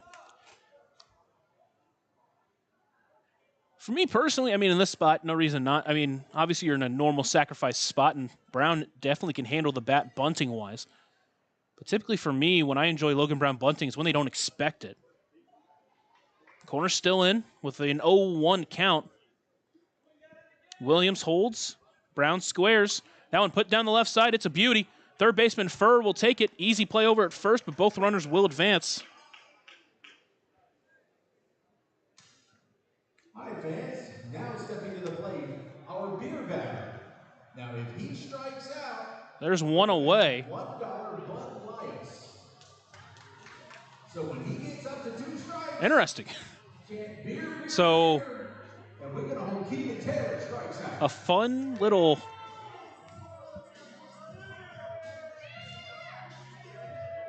advertisement here at the ballpark. Obviously at Bosse Field, we have the Hoosier Lottery strikeout batter of the game. This is the beer batter. It's Keenan Taylor. If he strikes out, it'll be $1 beers. Otters in their beersies. First pitch does find the zone. Counts 0-1 as this is the loudest I've heard the crowd all night. They want their cheap beers. Obviously can't blame them. Getting a beer chant started.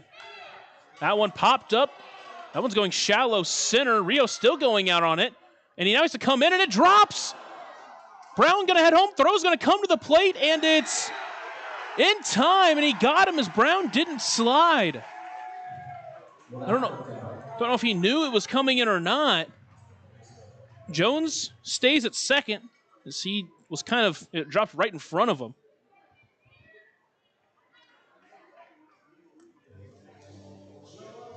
I guess you would mark that up as a fielder's choice.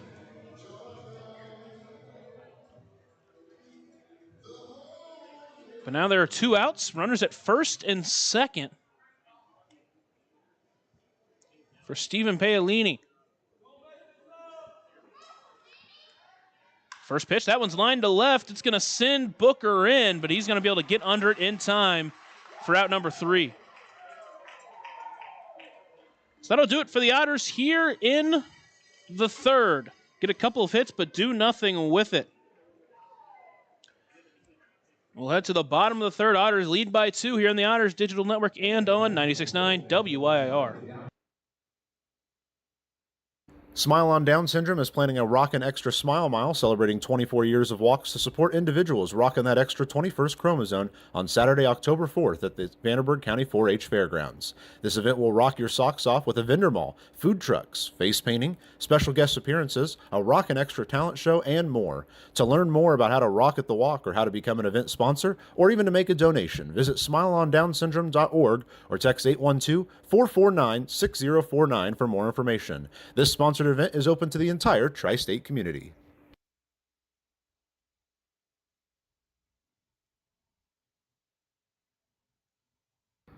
Maintaining our independence becomes more and more vital as we age. Swerka and more can help you navigate this important journey by answering your questions and connecting you to free and unbiased community resources and support services. If you are seeking advice for yourself or a loved one, let Swerka be your first call. More information available at swerka.org or by calling 812-464-7800.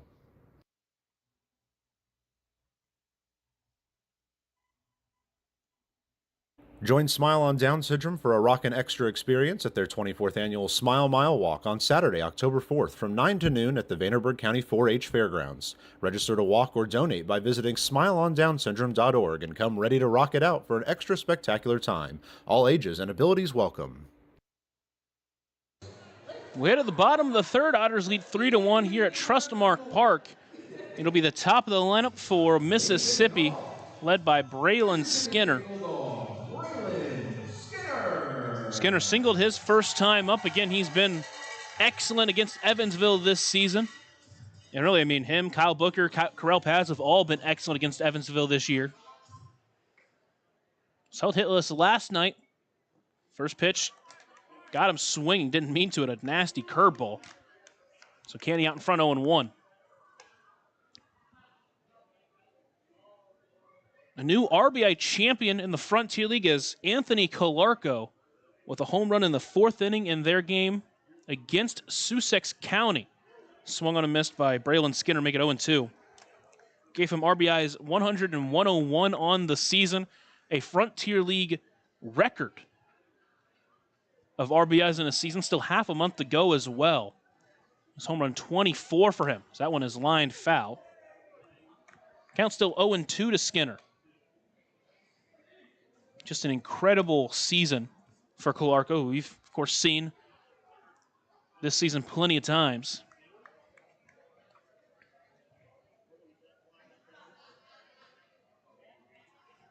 Canny sets and delivers. The next 0-2, that one a high pop-up into left field.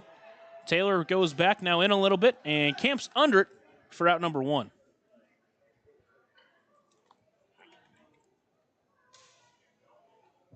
Left fielder, Kyle Booker.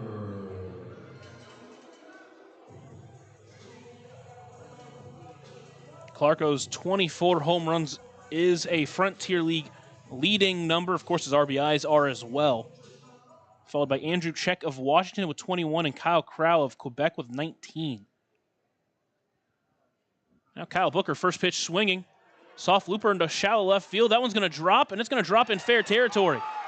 Booker heading to second on a horse, but he's going to stay right there as the throw comes in quickly. So a one-out double, bloop double for Mississippi. Gives them a runner in scoring position for Travis Holt.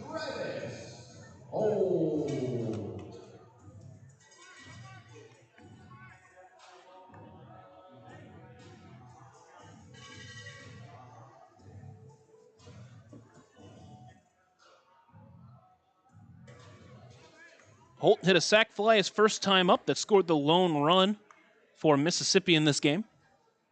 Kenny steps off and resets himself. That's one disengagement.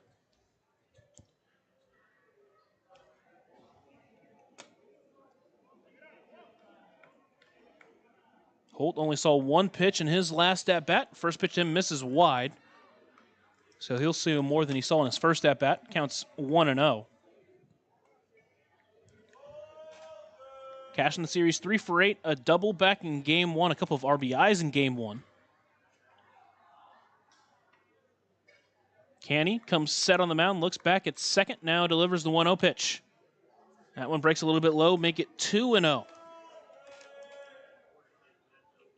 The Otters here in the bottom of the third inning lead 3-1. They've had 7 hits. Had an opportunity in the top half of the third to add to their lead, but couldn't push across any runs.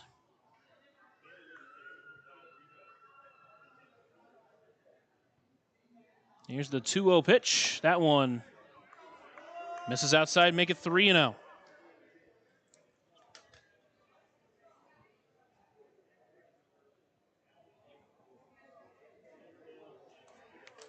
Looks like they gave Keenan Taylor a single. That was hit number 7 for them.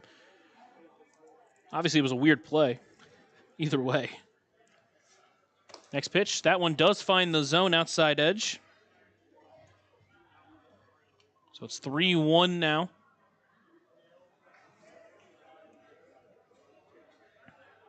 The Otters have 3 runs on those 7 hits, but they also have had a couple of errors. Mississippi with 1 run on 3 hits. That one chopped towards short. Cruz will take it in. Throw to first is going to be in time as Booker's to stay at second, and there's 2 away. It was a good recovery from him. He almost ran into an out over there. So 2 away. Runner still at second base. It's Davis Bradshaw. Fortunately, one of the errors didn't affect them as they caught the runner stealing the next at bat. The other error, it's interesting to, that's one of those you can play the what if game, because if Taylor does field it cleanly out and left, obviously Skinner does not make it to third. First pitch to Bradshaw misses inside for ball 1. And you start to ask if Skinner would have scored that inning.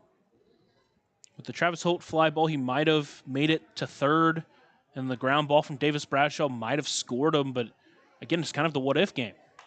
That one is popped up into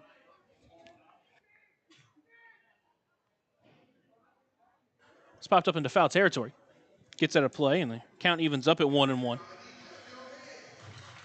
Bradshaw was out in front of that one.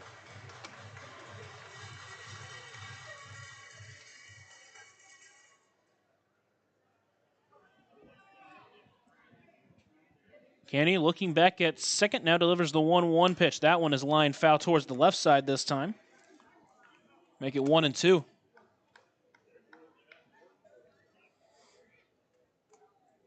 Mentioned Bradshaw's a .410 average. Got a couple of hits last night, but during his time this year, Evansville's held him pretty well in check for the most part. He's had a couple of hitless games against this team. He's also had a couple of 2-hit games. 1-2 pitch inside, and I think it hit him. It did.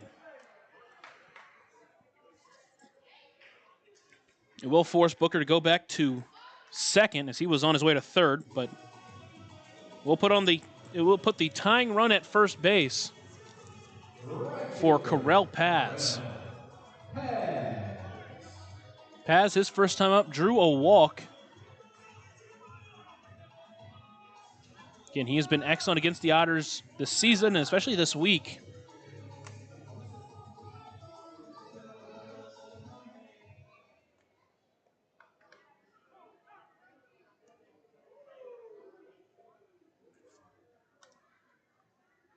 Here's the first pitch to him. It's a backdoor breaker, finds the zone perfectly.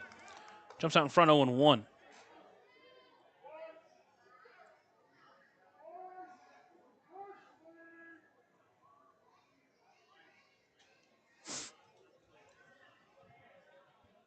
Canny sets once again, delivers the 0-1 pitch. That one lined up the middle. That's going to get down for a base hit. They're going to send the runner from second. Throw is going to come to the plate. It's going to be cut off by Logan Brown. Booker scores from second, and Correll Paz gets his third RBI of the week. Brings Mississippi to within 1. First baseman, Victor Diaz.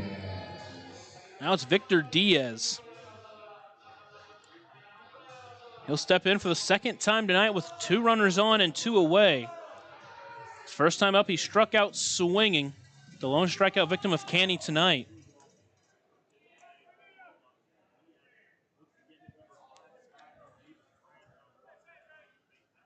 Canny sets and delivers the first pitch. That one fouled directly back, almost towards us in the booth, and it counts 0-1.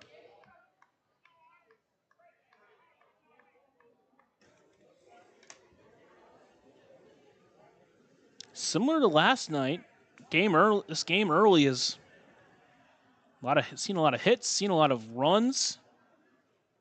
Not the most we've seen all year, but just been active early in this game. That one fouled directly back, same spot. And the count 0-2. He's got a couple of strikes on him. He's seemed to have Diaz's number tonight. Struck him out on 3 pitches the first time he saw him tonight. And now he's got him at 0-2, once again trying to escape this third inning with the lead intact. Otters lead 3-2, tying run at second, go-ahead run at first. Canny looks back at second, delivers the 0-2 pitch. That one fouled directly back. That one's up and overhead. Overhead foul ball brought to you by Heads Construction. Choose the best, never regret it.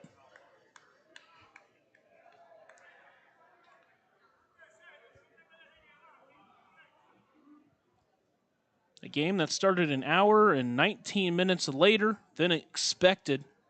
So we reached 9 o'clock here at the ballpark. Here's the next 0-2 delivery. That one misses outside. Good stop by Wilbanks. Make it 1-2.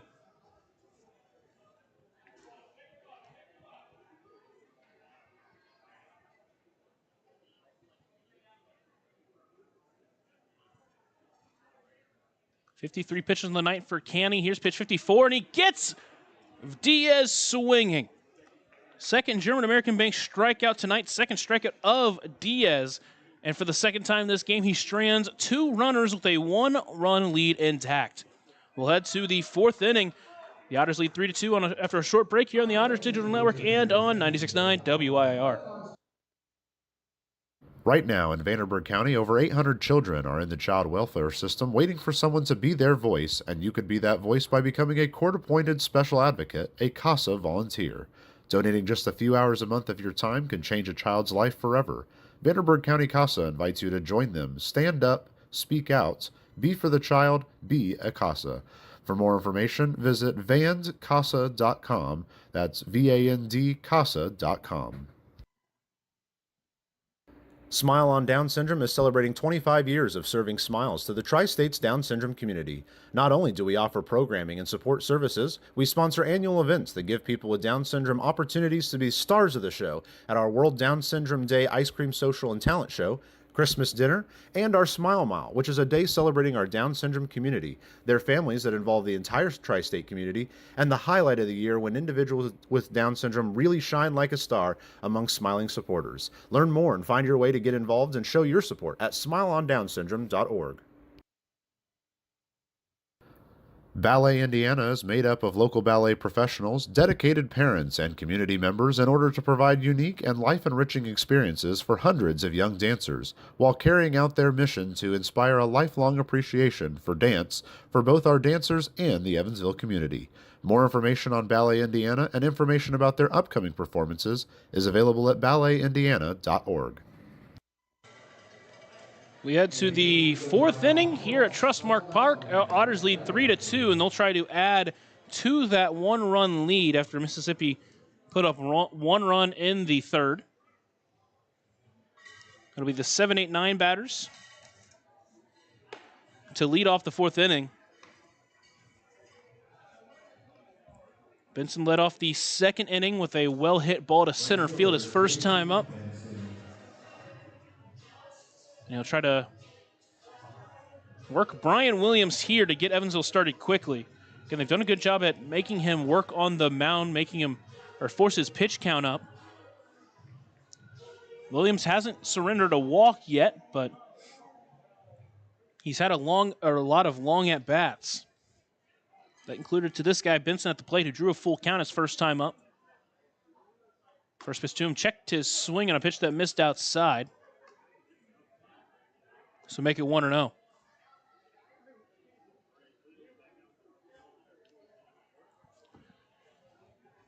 Talked about Benson's ability to walk. He's already walked 5 times in this series. 1-0 pitch does find the zone at the knees. Make it 1-1. You look at the series stats, and if you just look at average, he's 0 for 5, so he hasn't got a hit. But if you look at his OBP, he's at 500. He's reached 5 times out of 10 plate appearances. 1-1 pitch. That one lined pretty well to right. Paz on his way towards the line. He's going to have enough time to find his way under it. And there's a quick out number 1 in this inning. And it'll be J.J. Cruz up next. Shortstop, J.J. Cruz. Not only both these pitchers had to work quite a bit so far through the first 3 innings. Canny's just surrendered 1 walk. Williams hasn't walked anybody. Canny has just 2 strikeouts. Williams has just 1, or has just 1. Been a lot of balls put in play tonight. Cruz, the lone strikeout victim of Williams, awaits the first pitch to him. Hits that one, popped up, shallow left field. Out on it is Rijo. In on it is Booker. It'll be Booker who calls Rijo off and brings it in for out number 2. So a couple of quick outs for Williams in this inning. Catcher, Cohen Wilbanks.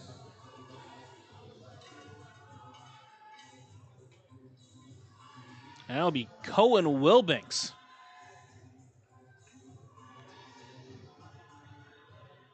Just 4 pitches in this inning for Brian Williams so far.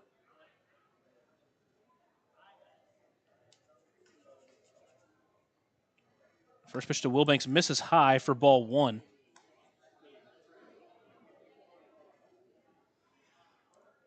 Williams, who needed 55 pitches to get through the first 3 innings.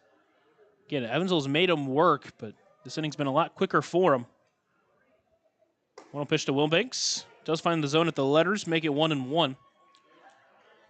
Wilbanks, the home run back in the 2nd inning. Scored the 3rd run of the night for Evansville.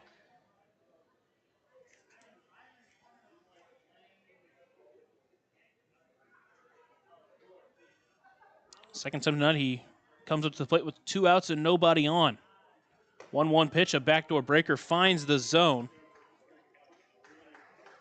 So on the count 1-2 to Wilbanks.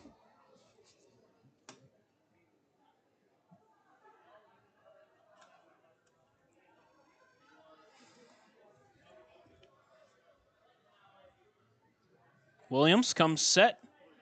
The 1-2 pitch, swung on and missed for strike 3. Wilbanks does not go down swinging. He does foul it off, and it was not brought in by the catcher Hassan.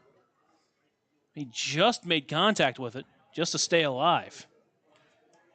So the Down East Brockton game was officially canceled due to rain.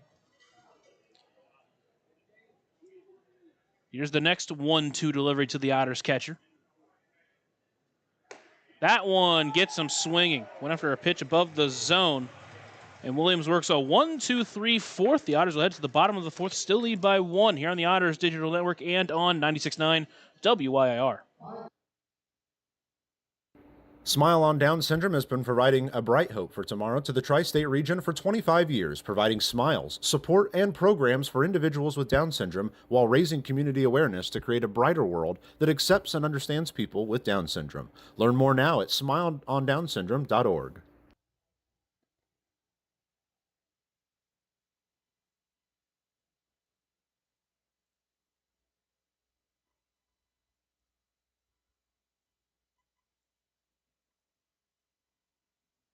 Smile on Down Syndrome is planning a Rockin' Extra Smile Mile celebrating 24 years of walks to support individuals rocking that extra 21st chromosome on Saturday, October 4th at the Vanderburgh County 4-H Fairgrounds. This event will rock your socks off with a vendor mall, food trucks, face painting, special guest appearances, a Rockin' Extra talent show, and more. To learn more about how to rock at the walk or how to become an event sponsor or even to make a donation, visit smileondownsyndrome.org or text 812-449-6049 for more information. This sponsored event is open to the entire tri-state community.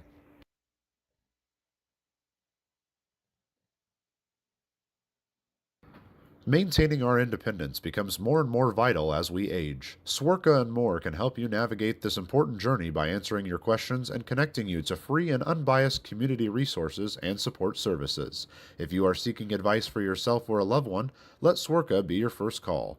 More information available at swerka.org or by calling 812-464-7800. And to the bottom of the fourth inning, here in Mississippi, Alex Canny will face 7-8-9 here in this inning. First time through this part of the lineup, he got them out going 1-2-3. He will try to get that same result here in the fourth as the Otters now lead just by 1. First pitch does find the zone to Rijo. Starts out in front of him 0-1. Again, Evansville, you really start looking back, especially that third inning, had a couple of runners on you. Runners at second and third with just 1 away. Didn't push across any runs. Here's the 0-1 pitch. That one lined foul. That one up and overhead. Overhead foul ball brought to you by Heads Construction. Choose the best, never regret it. It's one of those games that you look back, and if you don't end up winning, looking back at an inning like the third inning, thinking if you just could have put up some runs. But Canny still out there with the lead. The 0-2 pitch checked his swing.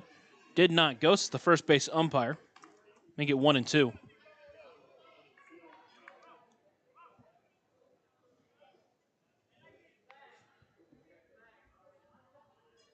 Canny now with a 1-2 count to Rijo. Delivers the pitch. That one swung on and missed for strike 3. Gets him chasing on the fastball.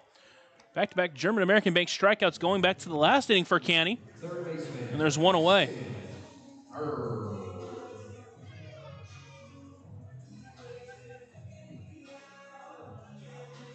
And now Caston Furr will step to the plate. 0 for 1. He popped out to second base his last time after he tried to put down a bunt. Got 2 strikes on him. That was when Rijo was caught stealing. Here's the first pitch to Furr. Front door breaker finds the zone. He jumps out in front 0-1. Talked about this last night, just how good Furr was at getting on base. Making his 49th appearance tonight. Waits the 0-1 pitch. Fastball at the knees, make it 0-2.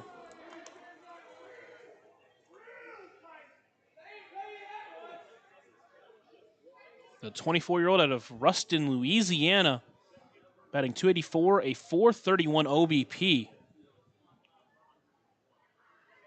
0-2 pitch, that one on the ground towards second. Brown will take it in on a weird hop. Throw to first is just in time. For out number 2, the hustle. Furr almost made it, or did make it a bang-bang play. 2 away, it's up to Nick Hassan, the final hope for Mississippi here in the fourth.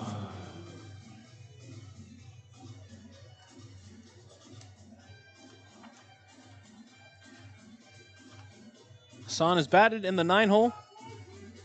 All three games this week. Back in game 1, went 1 for 3 with a single. Last night, 0 for 3 with a sac fly. Tonight, 0 for 1. First pitch misses high. Starts out in front 1-0.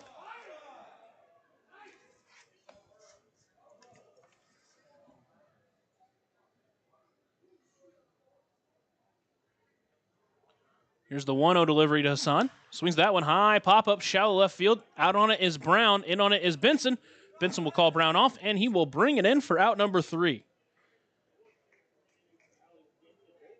So Canny does, in fact, work a 1-2-3 inning here in the fourth.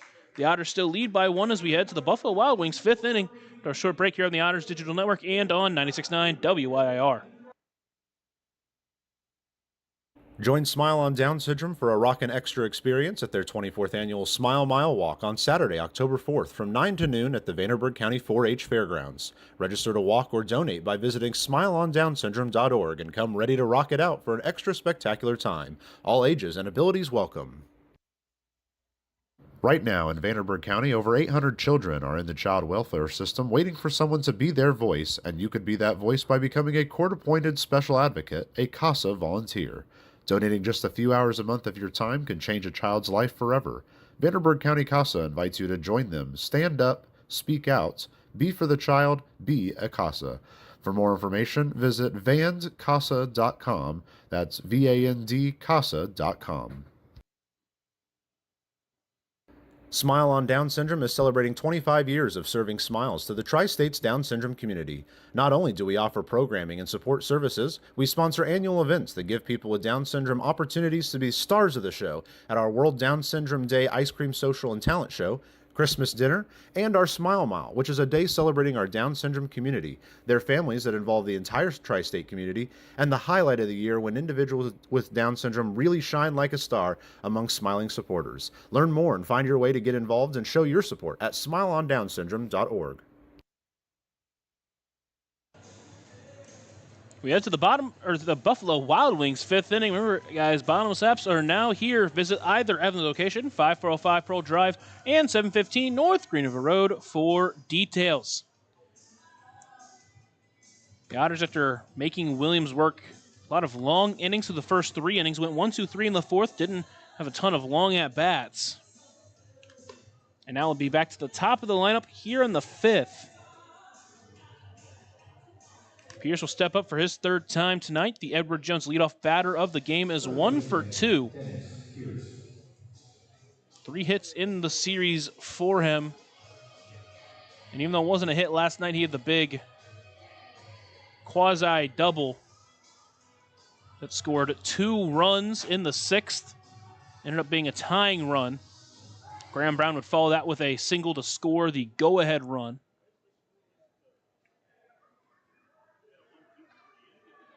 Pierce, who's still searching for his first home run in August, awaits the first pitch, swinging. Looper to second, just past the glove of Travis Holt. Took a look down at the glove, like wondering if it went through the glove, as that one was just snaked past it. And a leadoff single for the 2nd time in this ballgame for Pierce. And he'll be followed by Graham Brown, who is 2 for 2 already.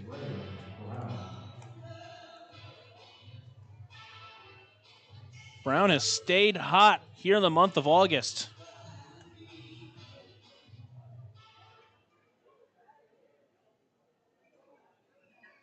Already a 6th multi-hit game of the month. Here's the first pitch to him. That one misses. No called strike for strike 1.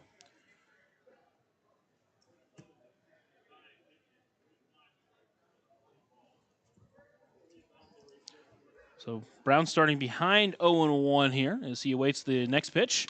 That one on the ground towards 3rd. Furr can't field it cleanly. He only goes to 1st, and it's scooped. And just in time as he recovers to get at least 1 out. But it was looking to be a tailor-made double play. Instead, the Otters get a runner to second base with just 1 away. Designated hitter, L.J. Jones.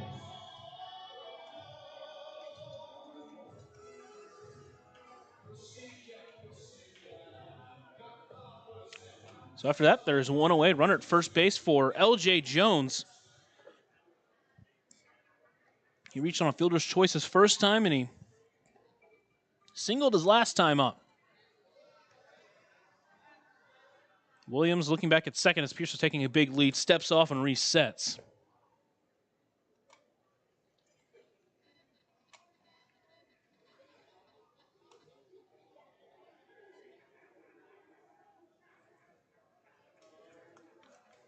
So Williams steps back on. Still no pitch yet to Jones here in the 5th.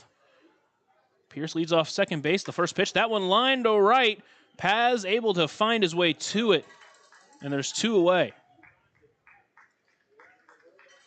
Another well-struck ball off the bat of L.J. Jones that finds a glove.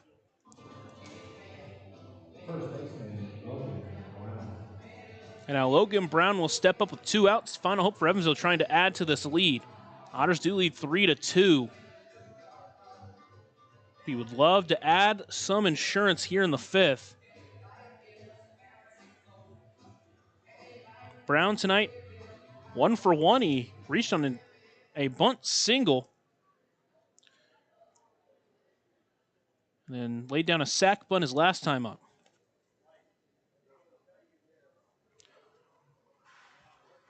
Here's the first pitch to him. That one lined directly back for an overhead foul ball, brought to you by Heads Construction. Choose the best, never regret it. Counts 0-1. First time tonight that Brown is swinging the bat. Pierce, after his single, got to second base on the ground out from Graham Brown. Leads off second base. Williams takes a look at second base, now delivers the 0-1 pitch. Got Brown swinging at a pitch in the dirt. Now he's behind 0-2 and has to battle from behind. Logan Brown, though, does just about as well as anybody when he has to battle from 0-2.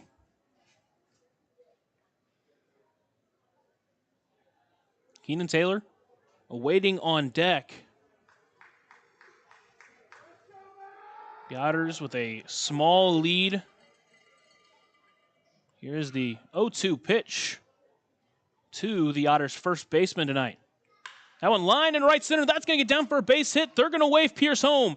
He's rounding third. Throw is going to come to the plate. It's going to pull the catcher up. Brown's going to get into second base, and the Otters add to their lead. Logan Brown comes through with an RBI single, his second of the game. Your beer batter, Keenan Taylor.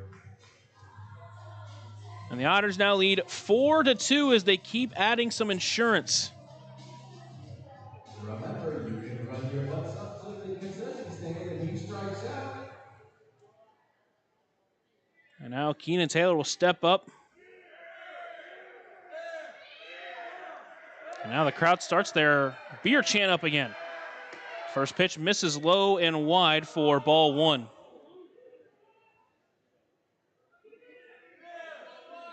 Got the second RBI of the night for Logan Brown. Second time he scored Dennis Pierce even.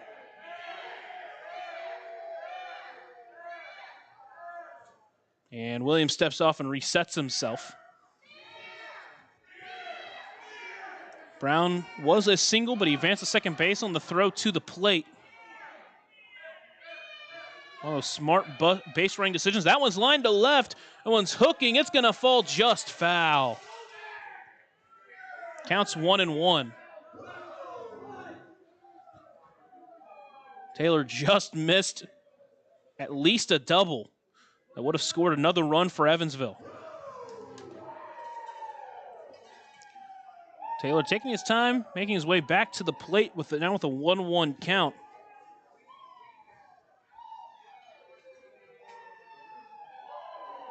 Every time Mississippi has come back to within one, Evansville has responded.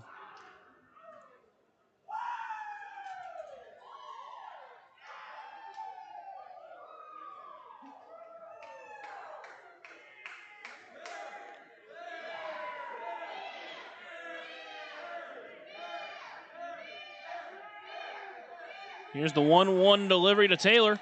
That one lined towards left again, but just out in front of it as well. Now the count's 1-2. One more.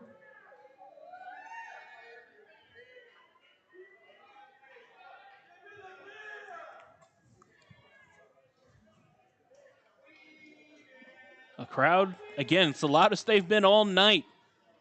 Now they're a strike away from their $1 off beer coupon. Counts 1-2. Williams looks back at second, now delivers. Fouled off. Taylor stays alive. Good at bat here from Keenan Taylor. He's had a couple of pitches where he's just missed doubles. He is 1 for 2. He reached on a fielder's choice his first time. Second time up, he reached on that bizarre play that fell in front of the shortstop, Rijo. Gave him a single, though Rijo did gun Graham Brown at the plate.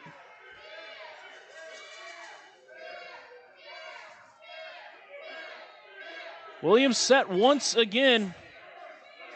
Here's the next 1-2 delivery to Taylor. That one fly ball to right center field. It's going to send Skinner back. Still going back. He leaps for it. Did he catch that? No, he didn't. It drops. Taylor rounding second. He's heading for third. They're going to hold him there. Almost an incredible play from Braylon Skinner.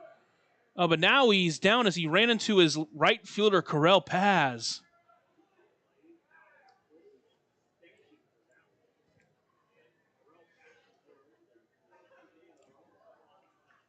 Again, just almost an incredible play from the center fielder, Skinner. It did fall. Taylor reaches third base. The Otters add another run. Logan Brown scoring from second. The trainer and the coach out there to make sure Skinner is all right.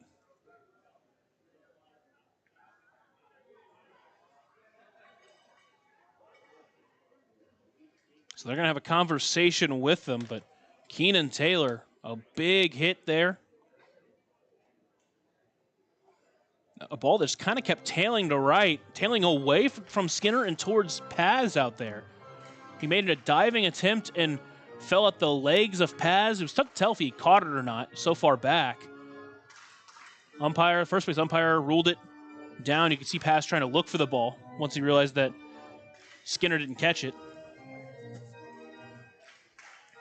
That's Taylor's 23rd two-out RBI of the season, the team leader in that stat.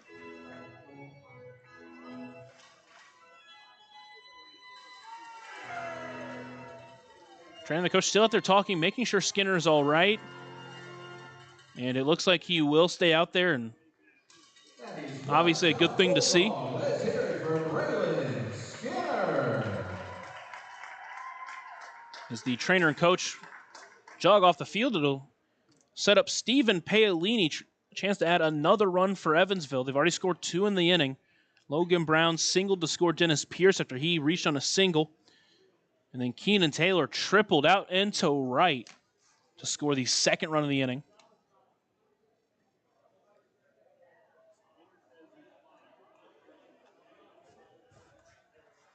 And now the pitching coach, Robert Carson, out there to talk with his pitcher.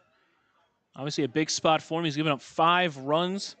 That's now the second most he's given up all year. Talked about earlier in the game, his second most all year was against Evansville, back when he had given up 4 runs in 5 1/3. Now he gets 5, and he's in danger of giving up a 6th here. Paolini, he's been all over getting that first Otters hit.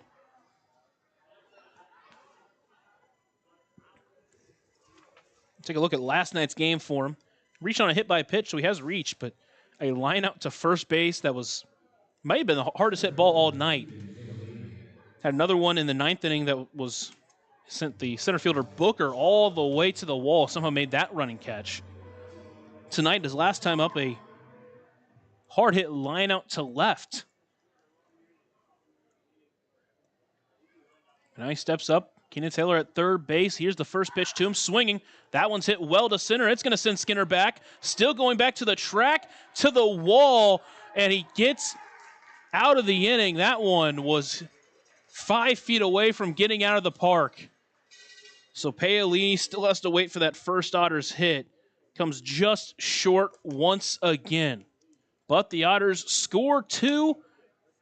They now lead 5-2. Take a short break here on the Otters Digital Network and on 96.9 WYIR.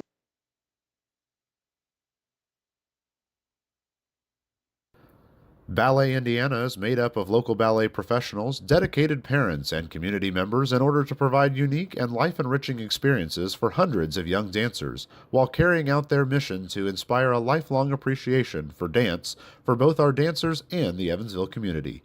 More information on Ballet Indiana and information about their upcoming performances is available at balletindiana.org. Smile on Down Syndrome has been providing a bright hope for tomorrow to the tri-state region for 25 years, providing smiles, support, and programs for individuals with Down syndrome while raising community awareness to create a brighter world that accepts and understands people with Down syndrome. Learn more now at smileondownsyndrome.org.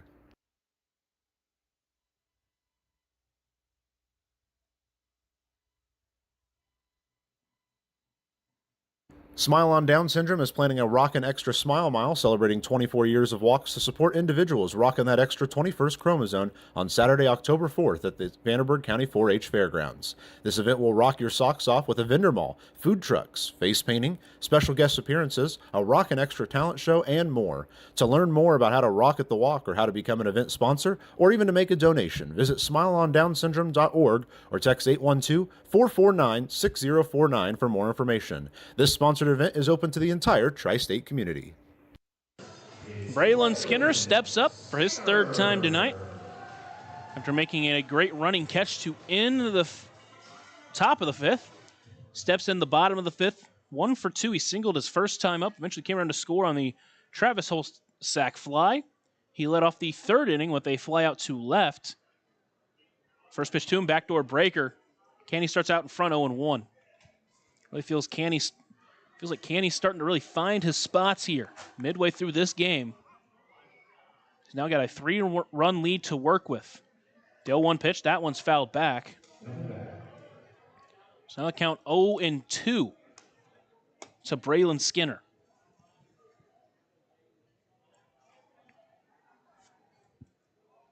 Canny with 65 pitches through 4+ innings so far. He's had a couple of long innings. He's had a couple of 1, 2, 3 innings. But it's been the top of the lineup that's been able to get to him so far. Here's the 0-2 pitch. In the dirt. Skinner doesn't take for it. Count 1-2. The Otters already with 10 hits in the ballgame through their first 5 innings. They've scored 5 runs. They've left some runs out there, though. But they do lead by 3. 1-2 pitch on the ground towards first. Brown, who was playing directly on the line, able to snag it, but it's into foul territory, and we'll do 1-2 again. With that being said, look at the shift playing. It's not an incredible shift. It's more just Logan Brown, who's playing basically on the first base line. Everybody else is playing pretty straight up. Here's the next 1-2 delivery. That one on the ground towards first. Be a tough play for Brown. Makes the snag throw to first, is in time. There's one away. Good reaction there from Graham Brown. Good speed. Seen that speed in the outfield, obviously, but now he uses it in the infield to get over there. With one away, it's up to Kyle Booker.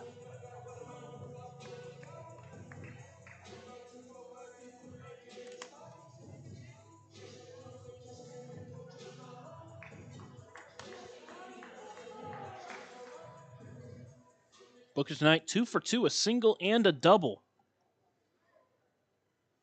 First pitch to him, finds the zone. So he starts behind 0-1. It's really just been Skinner, Booker, and Paz that have done a lot of the damage tonight. Breaker misses inside, make it 1-1. Obviously Holt with the sac fly. But 6 through 9 in the lineup for Mississippi haven't reached base yet. 1-1 pitch. That one misses low, make it 2-1. But Skinner, 1 for 3 with that single. Booker's 2 for 2. Paz is 1 for 1 with an RBI single.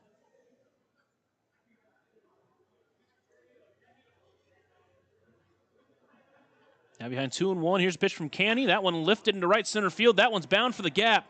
Benson heading for it. He dives for it. He can't make the play. Paolini's going to back him up. Strong throw comes into the cutoff. Booker heading for 3. It'll be Logan Brown who gets to the ball. And a one-out triple now for Kyle Booker. A single, then a double, and now a triple.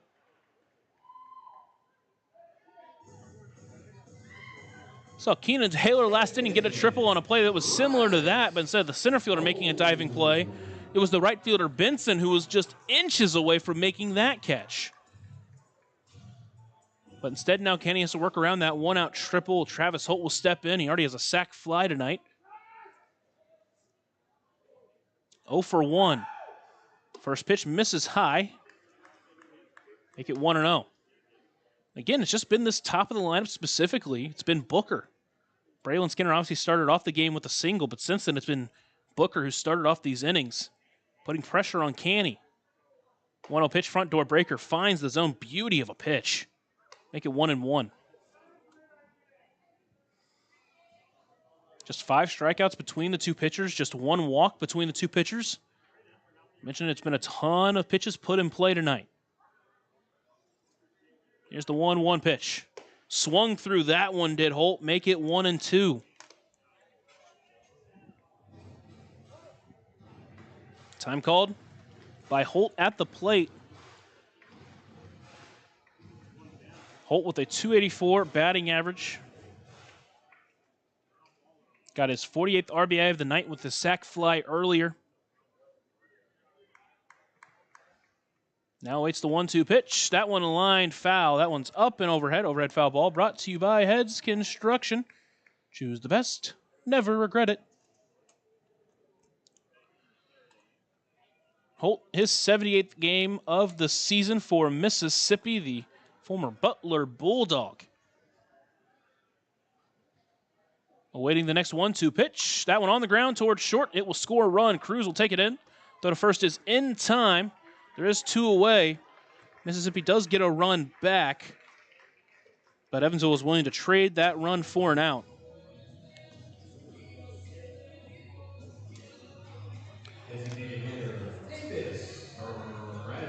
Holt's second RBI of the night without recording a hit. Now it's Davis Bradshaw who step in, 2 away, no one on. Otters now lead 5-3. Bradshaw steps in 0 for 1. He reached on a hit by pitches last time. That on the ground towards second. Brown will take it in. A quick out there for Canny to end the inning. Mississippi does get a run back, but that'll do it for the Buffalo Wild Wings 5th inning. Remember, everybody, Boundless apps are now here. Visit either Evansville location, 5405 Pearl Drive and 715 North Green River Road for details. We'll head to the 6th. Otters lead by 2 here on the Otters Digital Network and on 96.9 WYIR. Maintaining our independence becomes more and more vital as we age. Swerka and more can help you navigate this important journey by answering your questions and connecting you to free and unbiased community resources and support services. If you are seeking advice for yourself or a loved one, let Swerka be your first call. More information available at swerka.org or by calling 812-464-7800. Join Smile on Down Syndrome for a rockin' extra experience at their 24th annual Smile Mile Walk on Saturday, October 4th from 9 to noon at the Vanderburgh County 4-H Fairgrounds. Register to walk or donate by visiting smileondownsyndrome.org and come ready to rock it out for an extra spectacular time. All ages and abilities welcome.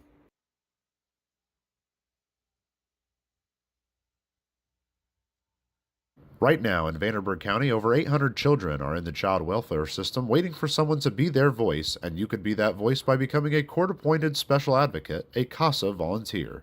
Donating just a few hours a month of your time can change a child's life forever.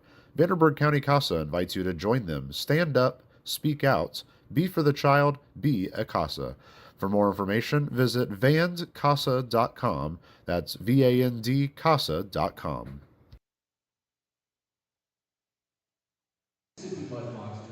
To the 6th we go. For the 3rd time tonight, Benson will lead off an inning. 7-8-9 due up.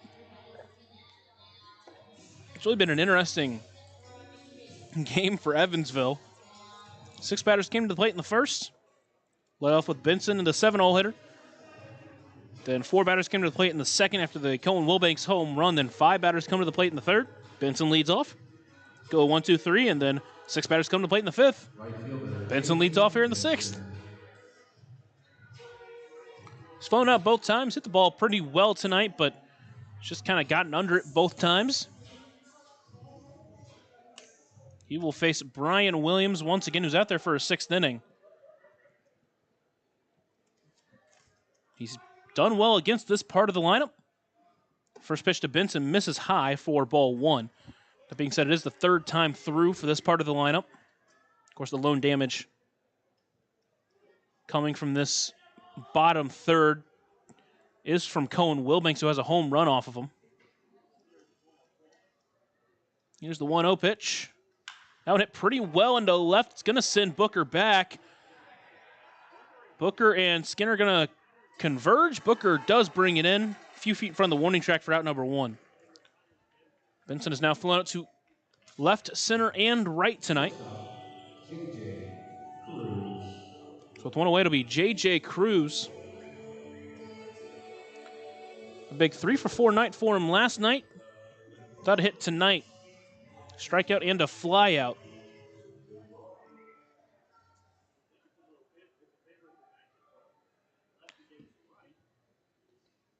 Infield plays him to shift. Here's the first pitch to the Otters shortstop tonight. Scores on a bunt, puts it down the left side, but foul. So he'll start behind 0-1.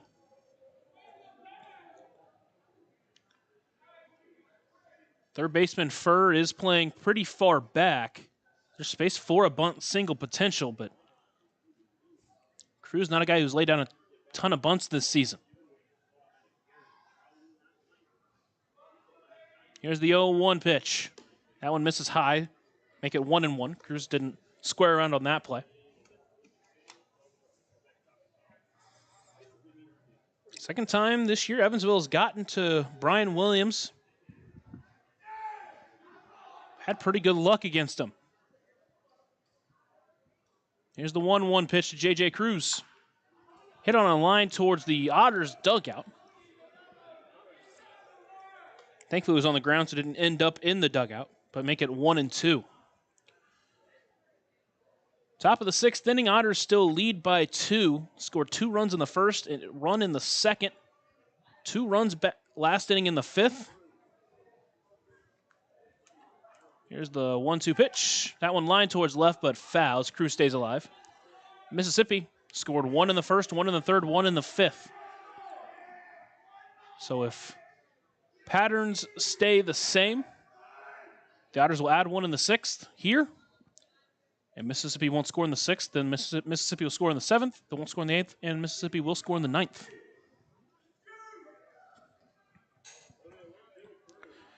Count still 1-2. Cruz awaiting the pitch from Brian Williams. Here's the delivery. That one misses low. Good take from Cruz. Make it 2-2. It's tough to tell, but I don't think there's anyone warmed up in the Mississippi bullpen. Again, it's hard to tell.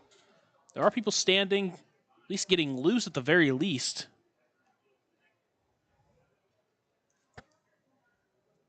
Count 2-2 to Cruz.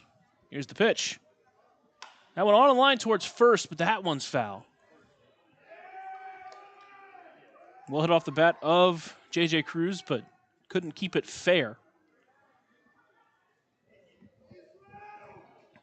Count still 2-2. There's 1 away here in the 6th. Williams with 84 pitches.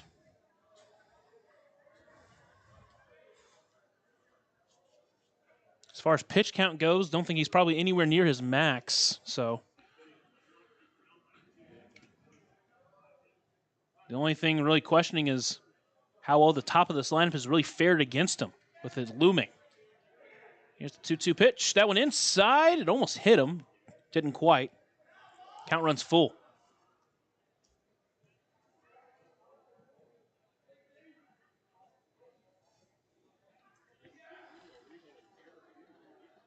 The Otters with 10 hits and 5 runs through 5.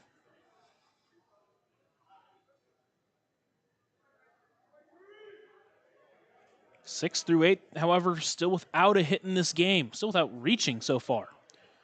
Payoff pitch, swung on and missed for strike 3. Gets him swinging at the off speed. And there's 2 away for Cohen Wilbanks. Catcher Cohen Wilbanks. Now the third time tonight, Wilbanks has stepped to the plate with no one on and 2 away. 1 for 2 with the home run back in the second. Went down swinging his last time up. Here's the first pitch to him. Swings through that one. Tried to attack. Goes behind 0-1.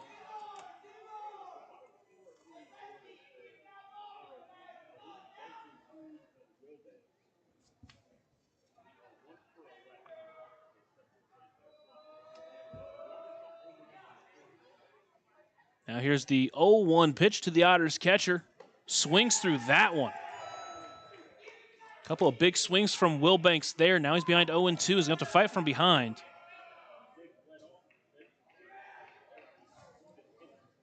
Tri-City and New York now finished their doubleheader. They split the doubleheader. Sussex County comes back from behind to beat Schaumburg in 10 innings.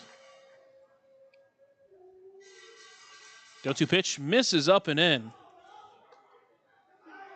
Make it 1-2. It's big for Gateway, who are an inning away from beating Lake Erie. They're up 9-5 in the top of the ninth. It's actually now become official. Gateway wins that game. 1-2 pitch, fouled back. Wilbanks stays alive.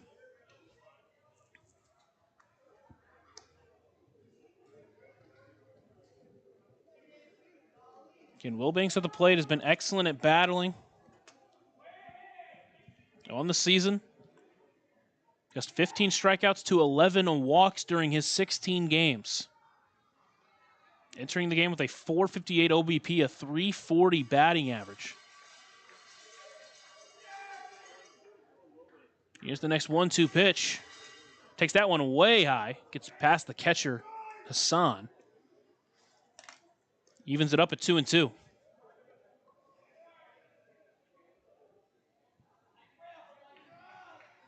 Had 3 home runs during his 3 seasons at Georgia Gwinnett.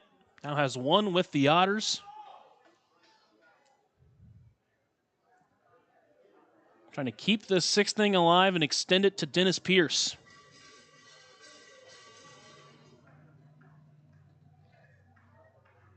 Here's the 2-2 delivery. Inside count runs full. So he went down 0-2. He's fouled off a couple of tough pitches. Now he's worked it to full.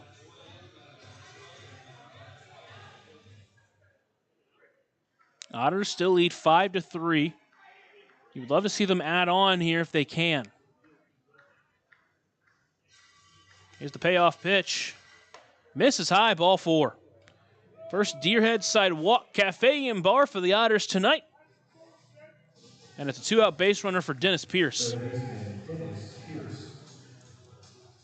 Pierce 2 for 3, a couple of singles. Scored a couple of runs as well.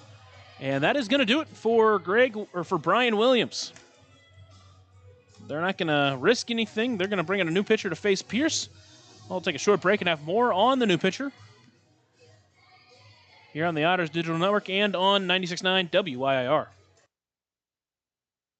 Smile on Down Syndrome is celebrating 25 years of serving smiles to the Tri-State's Down Syndrome community.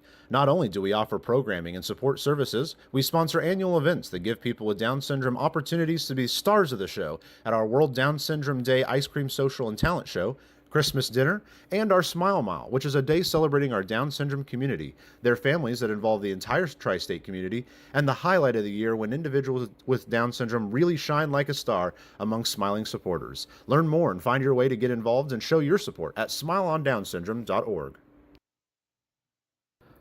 Ballet Indiana is made up of local ballet professionals, dedicated parents, and community members in order to provide unique and life-enriching experiences for hundreds of young dancers, while carrying out their mission to inspire a lifelong appreciation for dance for both our dancers and the Evansville community. More information on Ballet Indiana and information about their upcoming performances is available at balletindiana.org.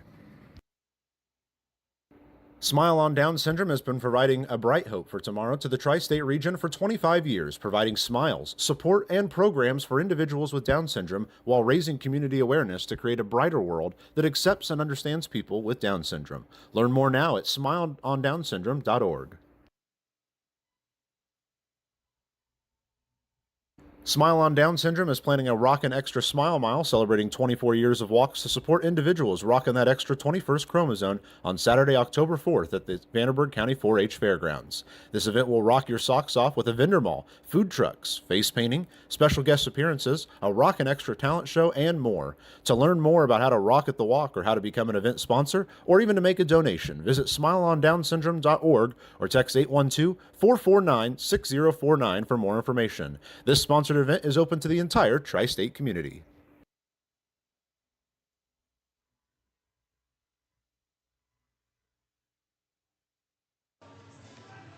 Mississippi called to the bullpen is Elijah Pleasance. Pleasance on the mound, Hassan behind the plate.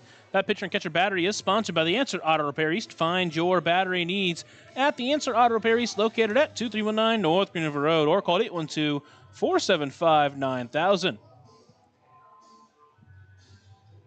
Pleasance spent 3 seasons with the Tennessee Volunteers from 2019 to 2021. His first season, pitched in 11 games and 11 innings, pitched to a 2.45 ERA and 12 2/3 innings in 2020, pitched to a 1.42 ERA. And then in 22 2/3 innings, pitched to a 4.37 ERA, spent a season with Dallas Baptist in 22, and then transferred to Trevecca Nazarene.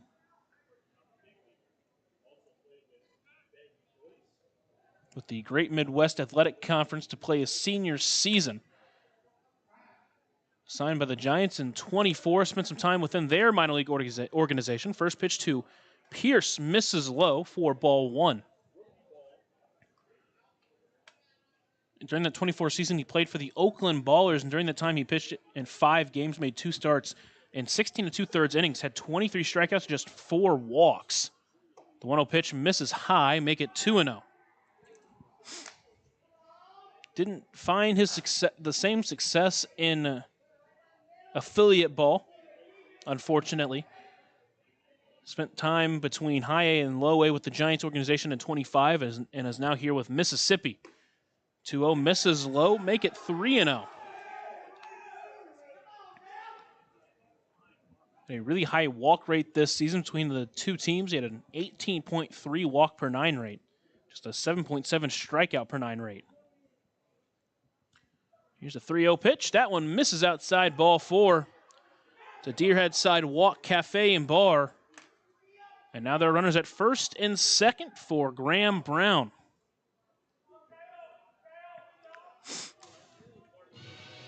Second baseman, Graham Brown. Pleasance, during his entire baseball career, he's had times when he's been able to locate really well, but when he's really struggled, he just hasn't been able to find the zone. First pitch, first batter he faces during his Mud Monsters career is a walk. Now he faces Graham Brown. He's back in the count, back in the zone, and gets out in front of Brown 0-1. Brown 2 for 3, a ground out his last time up. Hit the ball pretty well in that at-bat, but it just went right to the third baseman, Furr. Here's the 0-1 pitch. That one lined towards right, but foul. But now Brown has to fight from behind. 0-2. Wilbanks and Pierce both on base, both earned walks. 2 quick outs to start the 6th inning before the Wilbanks walk, followed by the Pierce walk. And now Pleasance has Graham Brown at 0-2.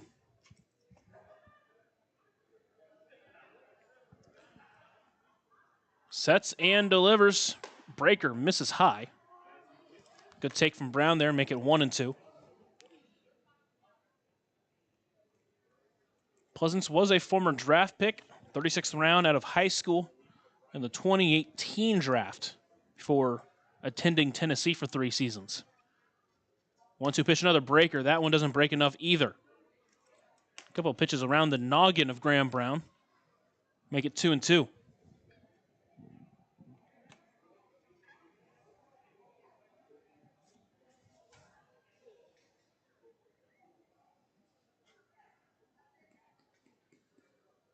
Two and two. 2 away, 2 on.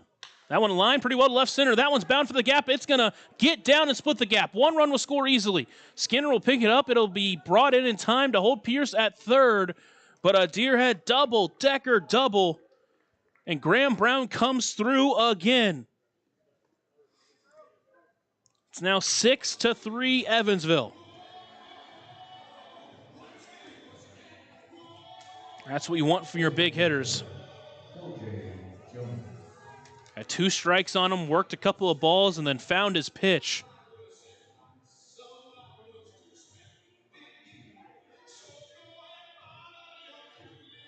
And now it's L.J. Jones. He steps on with 2 runners in scoring position.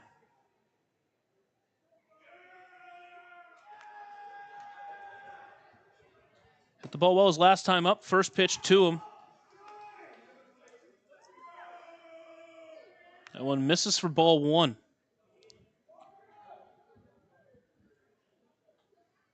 He's reached twice. Once he did get a single. The other time he reached on a fielder's choice. That one misses low and away, make it 2-0.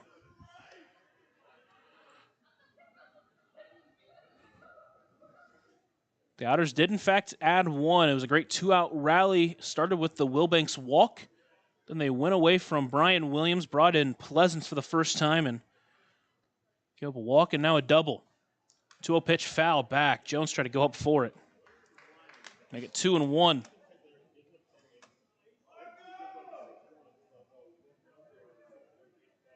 Jones, during his time in affiliate ball,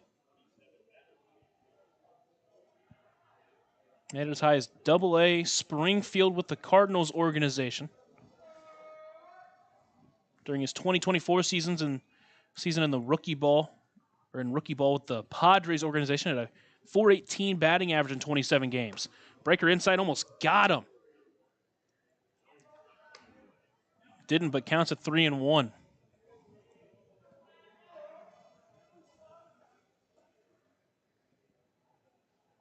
Jones has come in on this Evansville team. He's been one of the just most consistent, reliable players at the plate. 3-1 pitch up the middle. Well struck, but Holt there to snag it, throw to first in time. And that will record the third out of the inning, stranding a couple runners in scoring position. But the Otters add another run on the Graham Brown double. They lead 6-3 as we head to the bottom of the sixth here on the Otters Digital Network and on 96.9 WYIR. Maintaining our independence becomes more and more vital as we age. Swerka and More can help you navigate this important journey by answering your questions and connecting you to free and unbiased community resources and support services. If you are seeking advice for yourself or a loved one, let Swerka be your first call. More information available at swerka.org or by calling 812-464-7800. Join Smile on Down Syndrome for a rockin' extra experience at their 24th annual Smile Mile Walk on Saturday, October 4th from 9 to noon at the Vanderburgh County 4-H Fairgrounds. Register to walk or donate by visiting smileondownsyndrome.org and come ready to rock it out for an extra spectacular time. All ages and abilities welcome.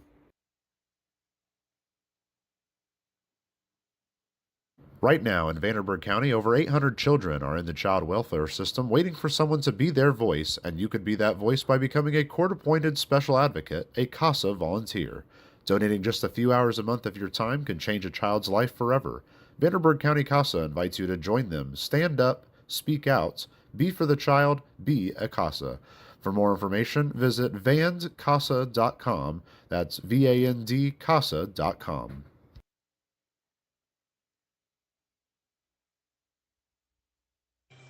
Alex Canny back out there for his sixth inning of work. He's been given another 3-run lead. Faces Correll Paz to lead it off. Paz 1 for 1 with a single and a walk.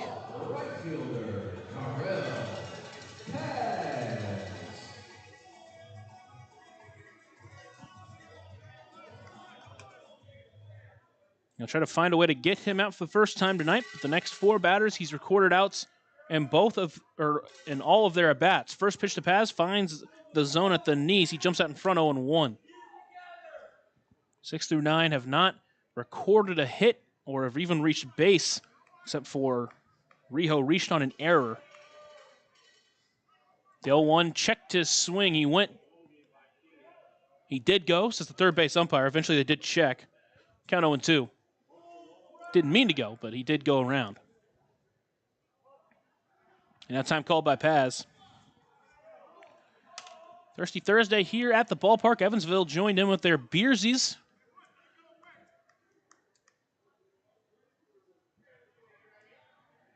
Got a fun promotion at the end of the game. Adults run the bases. The 0-2 pitch misses low. Good take by Paz, making 1-2. Especially after the Thirsty Thursday. It's a fun one to throw out there. Should try to push that at Bossy Field, don't you think? Here's the 1-2 delivery to Paz. Inside, just missed. Wilbanks behind the plate thought it was strike 3, but wasn't giving it. Now it's 2-2.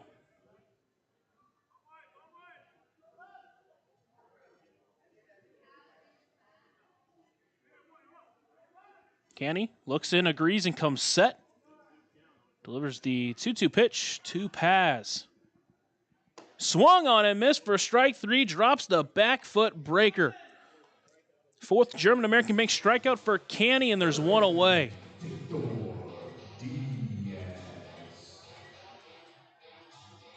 Canny's been great tonight. He's worked through some traffic, had some trouble, but he hasn't let anything get out of hand. He's maintained the lead the entire night. Even when Mississippi's gotten close, he's really locked down.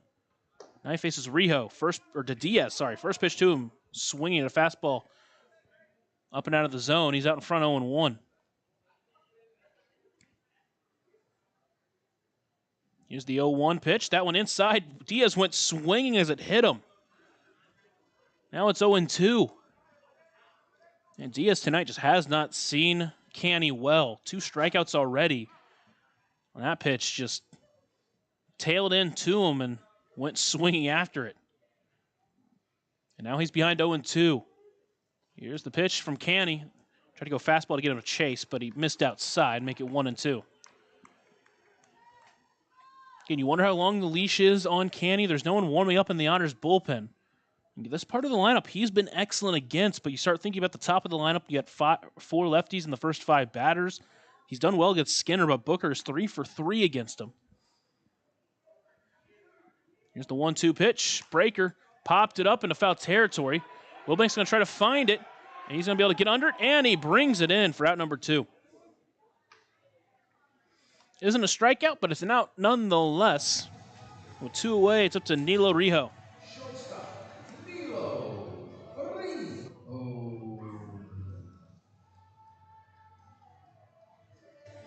With 2 away, Rijo's going to step in. He's 0 for 2. He reached his first time on an error from J.J. Cruz. One of 2 errors on the night for Evansville. Again, the errors tonight haven't really hurt, though, for Evansville. Rijo was caught stealing after he reached. And he'll step in with 2 away here in the 6th. Here's the first pitch. That one lined up and overhead. Overhead foul ball brought to you by Heads Construction. Choose the best, never regret it. Counts 0-1.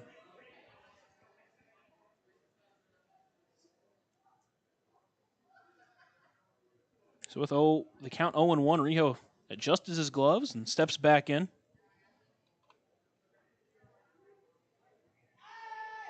Here's the 0-1 pitch to him. That one finds its zone at the knees, and he's behind 0-2.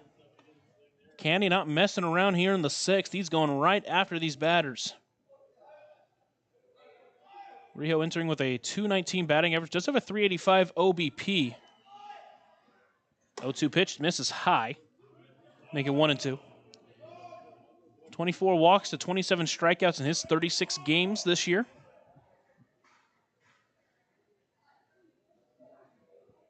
It's been all-around independent baseball since 2020. Here's the 1-2 pitch. Got him swinging. Foul tipped back into the glove. Another German-American Bank strikeout for Alex Canny. His 2nd of the inning. His 5th of the night, and he is through 6. Well, that's the back third of this ball game. Otters lead by 3 here on the Otters Digital Network and on 96.9 WYIR. Smile on Down Syndrome is celebrating 25 years of serving smiles to the Tri-States Down Syndrome community. Not only do we offer programming and support services, we sponsor annual events that give people with Down syndrome opportunities to be stars of the show at our World Down Syndrome Day Ice Cream Social and Talent Show, Christmas dinner, and our Smile Mile, which is a day celebrating our Down syndrome community, their families that involve the entire tri-state community, and the highlight of the year when individuals with Down syndrome really shine like a star among smiling supporters. Learn more and find your way to get involved and show your support at smileondownsyndrome.org.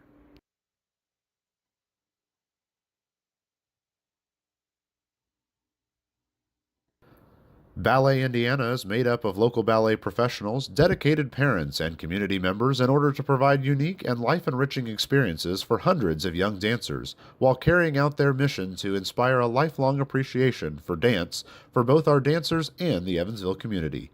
More information on Ballet Indiana and information about their upcoming performances is available at balletindiana.org. Smile on Down Syndrome is planning a Rockin' Extra Smile Mile celebrating 24 years of walks to support individuals rocking that extra 21st chromosome on Saturday, October 4th at the Vanderburgh County 4-H Fairgrounds. This event will rock your socks off with a vendor mall, food trucks, face painting, special guest appearances, a Rockin' Extra talent show, and more.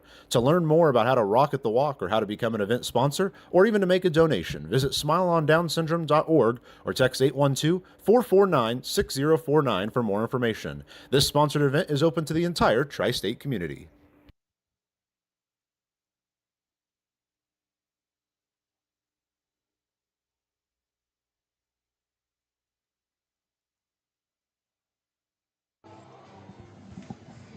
Well, to the back third here in the ball game tonight.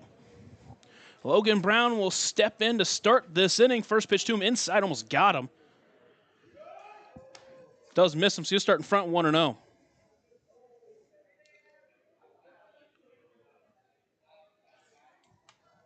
Next pitch fouled off directly back, make it 1-1. Pleasance in his second appearance for Mississippi tonight, or his first appearance for Mississippi tonight, his second inning of work to give up a double. Hasn't given up an earned run of his own, though. That one misses low, make it 2-1.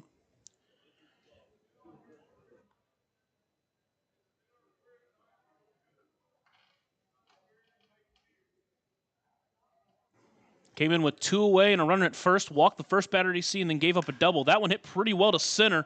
He's going to send Skinner back, but it's going to be under it with plenty of time for out number 1.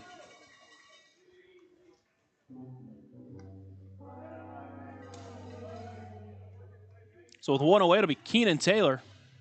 All right, everybody, what's up? It's time for your beer batter. Taylor steps in. He's 2 for 3. He's reached all 3 times.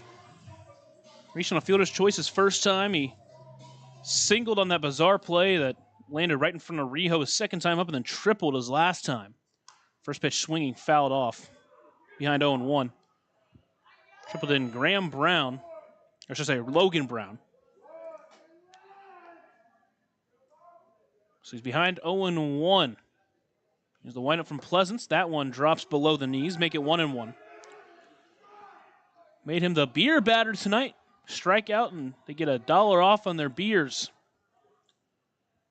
But Taylor has not obliged. 1-1, that's hit up the middle strongly. That's going to get through for his third hit of the night. We're going to make him the beer batter at home.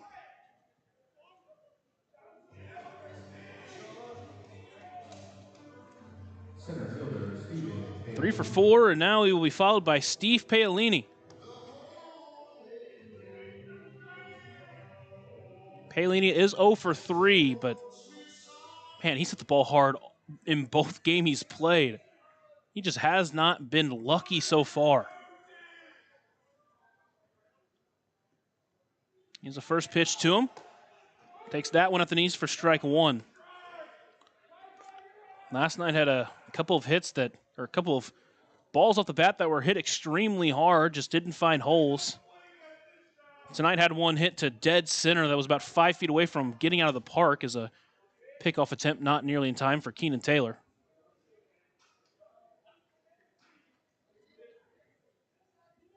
Hit the ball hard to left in a second at-bat.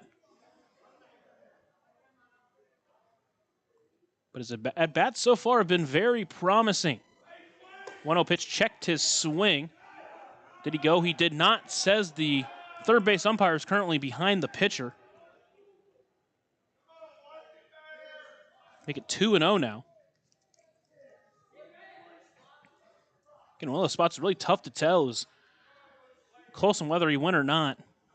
Gets the benefit of the doubt. Here's the 2-0 pitch to Paolini. That one's popped up. It's going to just leave the outfield. Rijo's going to find his way under it. He's going to bring it in for out number 2.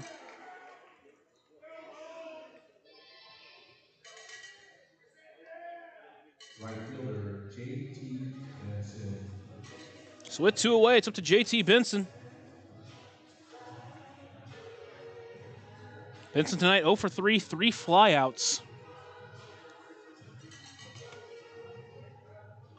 He's reached 5 times in this series, all 5 of them on the walk. Here's the first pitch to him. That one hit pretty well to center. Skinner doesn't have to move much, though, as he's going to be able to bring it in for out number 3. Hit the ball well, but right to the outfielder. That'll do for the Otters in the 7th. They go 1, 2, 3, but they still lead by 3 as we head to the bottom of the 7th. Alex Canny going out there trying to continue his great outing. Take a short break here on the Otters Digital Network and on 96.9 WYIR. Maintaining our independence becomes more and more vital as we age. Swerka and more can help you navigate this important journey by answering your questions and connecting you to free and unbiased community resources and support services. If you are seeking advice for yourself or a loved one, let Swerka be your first call. More information available at swerka.org or by calling 812-464-7800. Join Smile on Down Syndrome for a rockin' extra experience at their 24th annual Smile Mile Walk on Saturday, October 4th from 9 to noon at the Vanderburgh County 4-H Fairgrounds. Register to walk or donate by visiting smileondownsyndrome.org and come ready to rock it out for an extra spectacular time. All ages and abilities welcome. Right now in Vanderburgh County, over 800 children are in the child welfare system waiting for someone to be their voice, and you could be that voice by becoming a court-appointed special advocate, a CASA volunteer. Donating just a few hours a month of your time can change a child's life forever. Vanderburgh County CASA invites you to join them. Stand up, speak out, be for the child, be a CASA. For more information, visit vandcasa.com. That's VAND-CASA.com. We head to the bottom of the 7th inning. Alex Canny out there for another inning of work, and why not? He has been excellent. He has set down 10 of the last 11 Mud Monster batters he's faced. Fortunately, that one hit off of him was a triple, so has given up a run in that time. He's out there with a 3-run lead. He'll face Caston Fur to lead off this inning. First pitch, front door breaker. Didn't break enough. He'll start behind 1-0. For 0 for 2 with a ground out and a pop out. Last night went 2 for 3, reached 3 of 4 times. It's an extremely tough out. 1-0 pitch inside, make it 2-0. Easily the longest outing Canny's gone this year. It's up at 93 pitches. 2-0 delivery misses low and away to make it 3-0. Get to the point where you start wondering how long the leash is. Just a 3-run lead. Here's the 3-0 pitch. Outside, ball 4. 4-pitch walk to Caston Fur. First time he's reached tonight, and it'll be Nick Hassan next to meet him.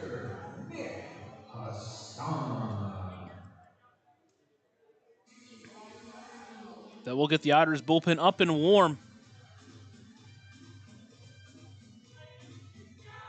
Hassan will step up, 0 for 2 tonight. First pitch to him. That one misses just low. 5 straight pitches have missed to start the inning for Canny.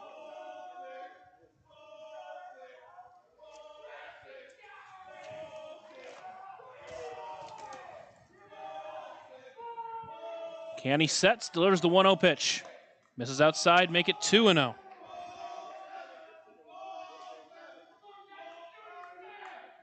Wilbank's now going to walk out there and talk with his pitcher, try to settle him down here. Again, he had been excellent coming into this inning, but has missed the zone all 6 pitches so far here in the 7th. Tying run is awaiting on deck.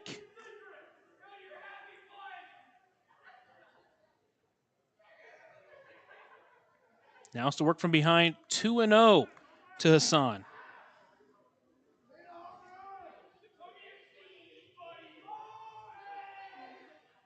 Here's the 2-0 pitch. Inside, and it hit him. Lost the control on that one.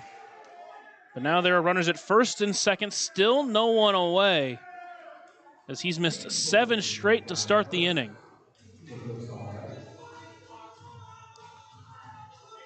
And now Braylon Skinner's going to step up 1 for 3.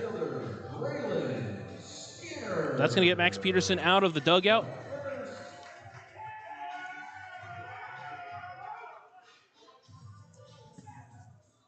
We'll see if it's just going to be a meeting on the mound. It looks like it's just going to be that. Can try to settle down his pitcher. He's been excellent tonight. And I don't know, he will go and get him. Didn't make the motion, but he does go and get him. So the Otters will go to their bullpen. Bring on a new pitcher. We'll have more on him after a short break here on the Otters Digital Network and on 96.9 WYIR. Smile on Down Syndrome is celebrating 25 years of serving smiles to the Tri-States Down Syndrome community. Not only do we offer programming and support services, we sponsor annual events that give people with Down syndrome opportunities to be stars of the show at our World Down Syndrome Day Ice Cream Social and Talent Show, Christmas dinner, and our Smile Mile, which is a day celebrating our Down syndrome community, their families that involve the entire tri-state community, and the highlight of the year when individuals with Down syndrome really shine like a star among smiling supporters. Learn more and find your way to get involved and show your support at smileondownsyndrome.org. Ballet Indiana is made up of local ballet professionals, dedicated parents, and community members in order to provide unique and life-enriching experiences for hundreds of young dancers, while carrying out their mission to inspire a lifelong appreciation for dance for both our dancers and the Evansville community. More information on Ballet Indiana and information about their upcoming performances is available at balletindiana.org. Smile on Down Syndrome has been providing a bright hope for tomorrow to the tri-state region for 25 years, providing smiles, support, and programs for individuals with Down syndrome while raising community awareness to create a brighter world that accepts and understands people with Down syndrome. Learn more now at smileondownsyndrome.org.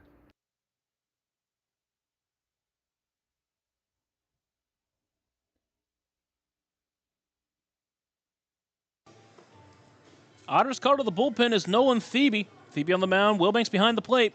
That pitcher and catcher battery is sponsored by the Answer Auto Repair East. Find your battery needs at the Answer Auto Repair East, located at 2319 North Green River Road, or called 812-475-9000. Nolan Thebe enters with runners at first and second, no one away. He'll face Braylon Skinner to start the inning.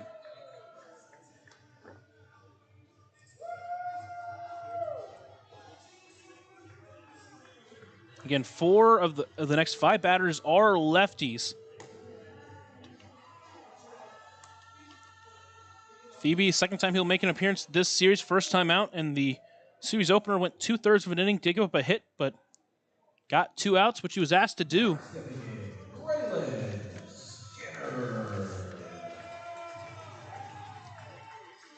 Skinner will step in 1 for 3.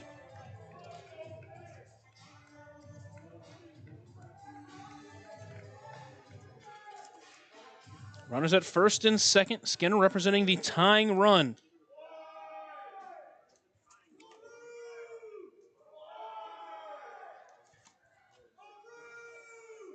First pitch to him. Misses high. Starts behind 1-0. Thebe has been excellent out of the bullpen this season overall. Went 2 innings against Windy City. Gave up 1 run, 3 hits, struck out 5. That pitch misses low. It's 2-0. The Otters yet to throw a strike in this inning. Thebe entering with a 3.31 ERA in 28 games. He's pitched 35 1/3 innings. 2-0. That one does find the zone. Make it 2-1. Finally back into the zone is an Evansville pitcher.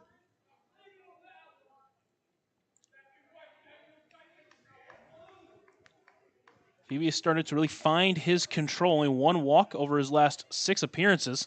That one lifted into right. Benson over towards it. He's going to slide for it. It's going to land in fair territory. Did he catch it? He caught it! Benson caught it. That's going to be a triple play. That's going to end the inning. I thought the first base umpire said it landed in fair territory, but Benson makes an incredible diving catch. The Mississippi Mud Monster runners weren't ready for it. Benson throws it into second and over to first, and a triple play, and the Otters are out of the inning. What a play from J.T. Benson.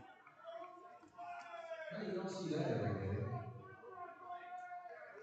And all of a sudden, Mississippi's out of the inning. Well, we'll head to the 8th after that amazing play. After a short break on the Otters Digital Network and on 96.9 WYIR.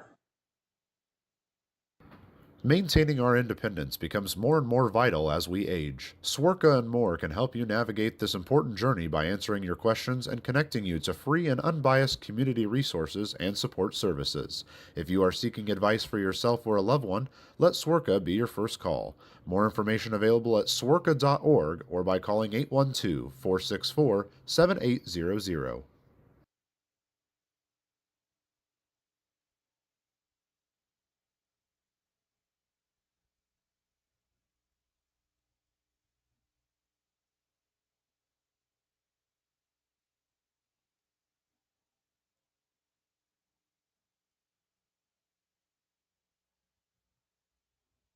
Join Smile on Down Syndrome for a rockin' extra experience at their 24th annual Smile Mile Walk on Saturday, October 4th from 9 to noon at the Vanderburgh County 4-H Fairgrounds. Register to walk or donate by visiting smileondownsyndrome.org and come ready to rock it out for an extra spectacular time. All ages and abilities welcome.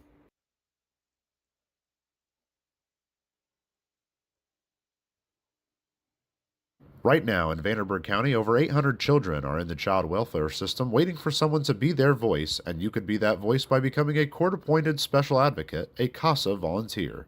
Donating just a few hours a month of your time can change a child's life forever. Vanderburgh County CASA invites you to join them. Stand up, speak out, be for the child, be a CASA.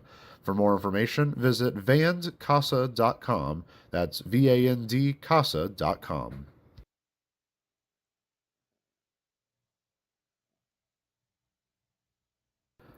Ballet Indiana is made up of local ballet professionals, dedicated parents, and community members in order to provide unique and life-enriching experiences for hundreds of young dancers, while carrying out their mission to inspire a lifelong appreciation for dance for both our dancers and the Evansville community. More information on Ballet Indiana and information about their upcoming performances is available at balletindiana.org.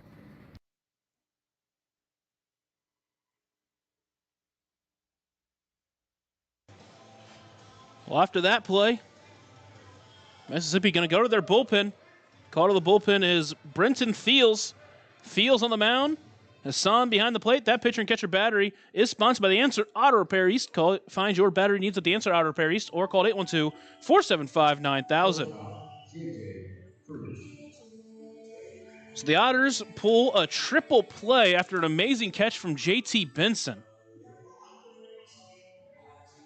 And Fields will make the appearance here for Mississippi, one of their 2 7-foot pitchers. Of course, we saw James Barree earlier in the season. Right now is not available on the IL. First pitch to Cruz, misses outside for ball 1.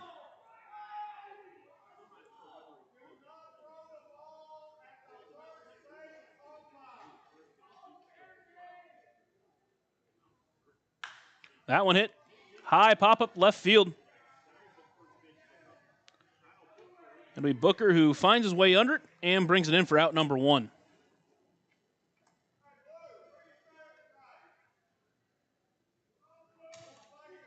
Catcher Cohen Wilbanks.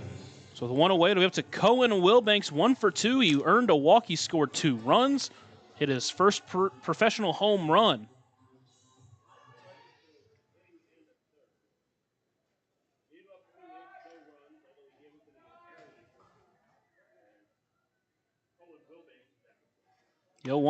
First pitch, misses inside, make it 1-0.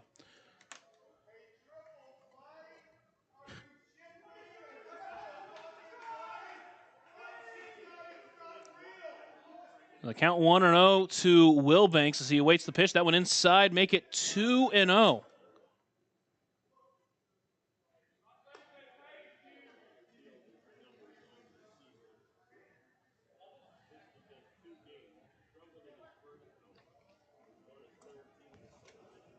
Fields on the mound. Mentioned one of the 2 7-footers. They really like their tall pitchers here in Mississippi.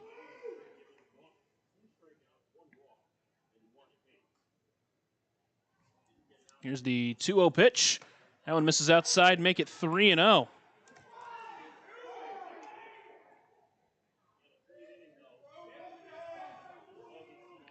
Fields enters with an 18 ERA this season. That one does find the zone at the knees. Make it 3-1.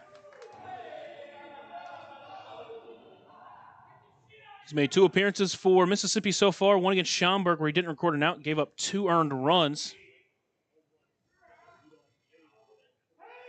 But also says he earns a save. I don't think that's right. That pitch finds his zone. Wilbanks thought it was ball 4. But instead, count runs full.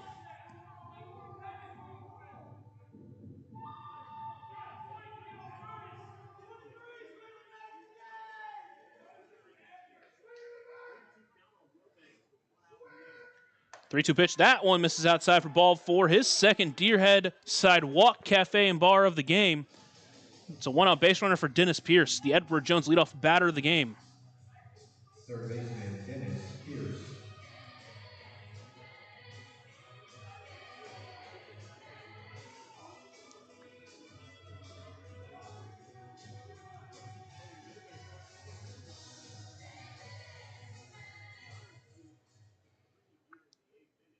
So with 1 away, runner at first base, it's Dennis Pierce, who's 2 for 3. He earned a walk his last time up.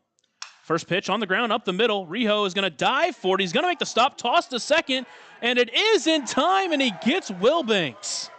How about that collection by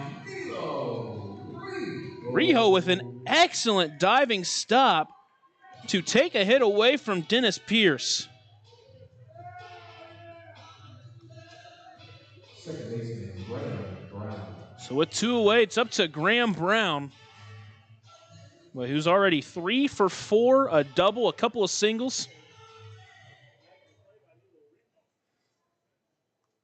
An RBI on his double back in the 6th.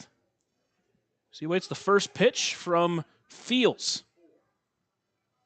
Comes set and delivers. First pitch inside for ball 1. Brown so far in the month of August batting .386, couple of home runs, 4 doubles, a .417 OBP, a .614 slugging. Here's the 1-0 pitch. Swings through that off speed. Count 1-1.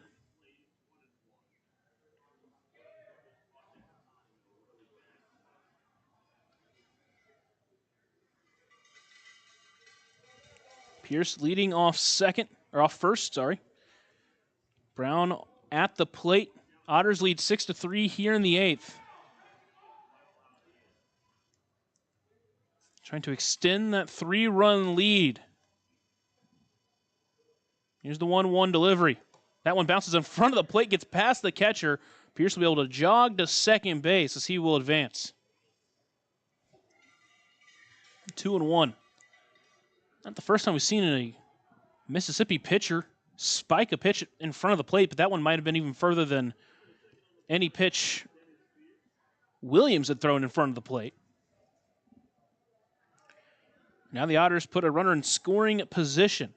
Pierce tonight has scored a couple of runs. Both of them, he was scored by Logan Brown. And a chance for Graham Brown to score him. Here's 2-1. Swings through that one, pulled the string on him. And now it's 2-2. So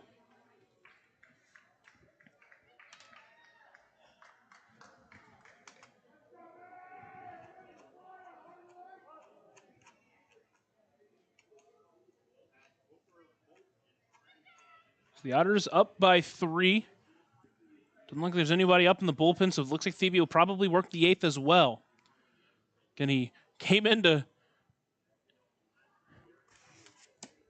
the 7th, and he did it with 1 batter.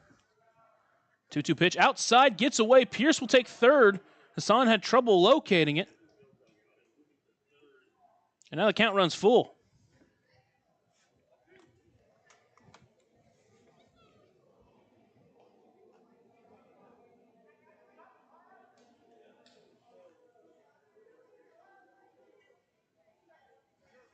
Count is full. Pierce awaits on the right-handed batter's box from the righty fields. Here's the payoff pitch. That one misses low, ball 4. Second Deerhead side walk cafe and bar of the inning for Evansville. And now the runners of the corners for L.J. Jones.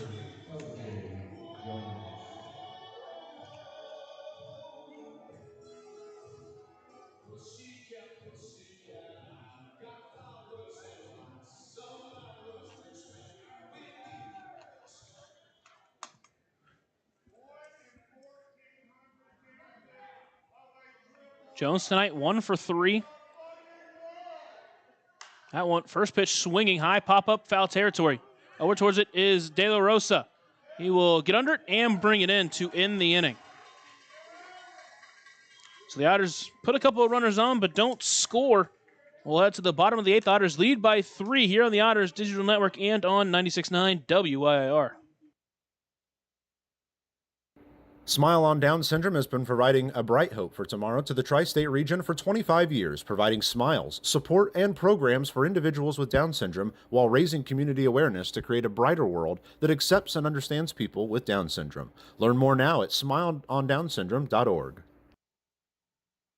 Smile on Down Syndrome is planning a Rockin' Extra Smile Mile celebrating 24 years of walks to support individuals rocking that extra 21st chromosome on Saturday, October 4th at the Vanderburgh County 4-H Fairgrounds. This event will rock your socks off with a vendor mall, food trucks, face painting, special guest appearances, a Rockin' Extra talent show, and more. To learn more about how to rock at the walk or how to become an event sponsor or even to make a donation, visit smileondownsyndrome.org or text 812-449-6049 for more information. This sponsored event is open to the entire tri-state community. Maintaining our independence becomes more and more vital as we age. Swerka and More can help you navigate this important journey by answering your questions and connecting you to free and unbiased community resources and support services. If you are seeking advice for yourself or a loved one, let Swerka be your first call. More information available at swerka.org or by calling 812-464-7800.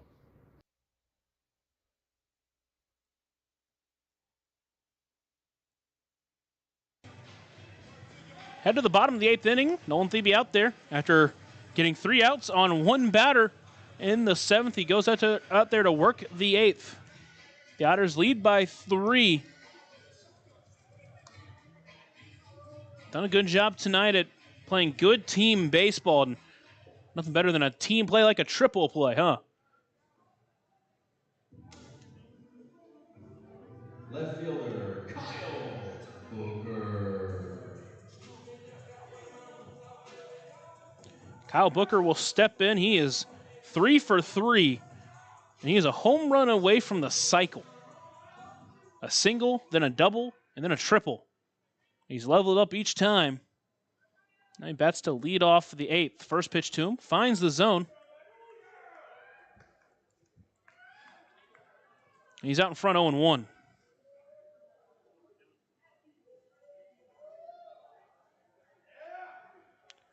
The 0-1 pitch finds the zone, and he's got Booker at 0-2.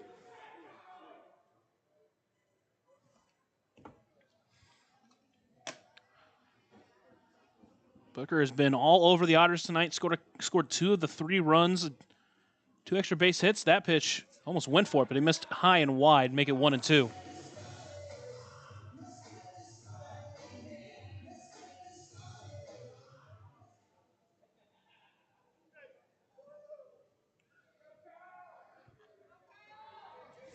Booker has been all over Evansville this series.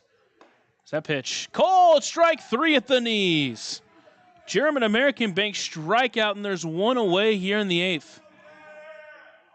They finally find a way to retire him. With 1 away, it'll be Travis Holt.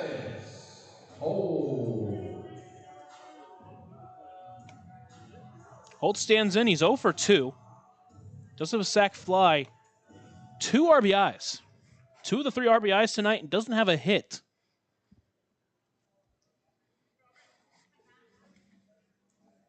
Couple of ground outs as well. First pitch to him, finds the zone. Starts behind 0-1.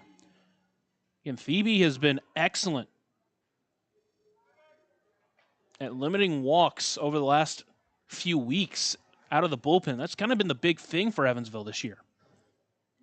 The 0-1 checked his swing. He did go to the home base umpire. Counts 0-2. I said home base umpire. Home plate umpire. Counts 0-2 as Holt steps back in. Mississippi down to their final 5 strikeouts tonight. I just said strikeouts. Man, words are not working right now, huh? Down to the final 5 outs tonight. 0-2 pitch. Just missed low and away. Wilbanks wanted that one. Count 1-2. Maybe all 5 of them will be strikeouts. We don't know. So Otters team has been excellent striking out batters.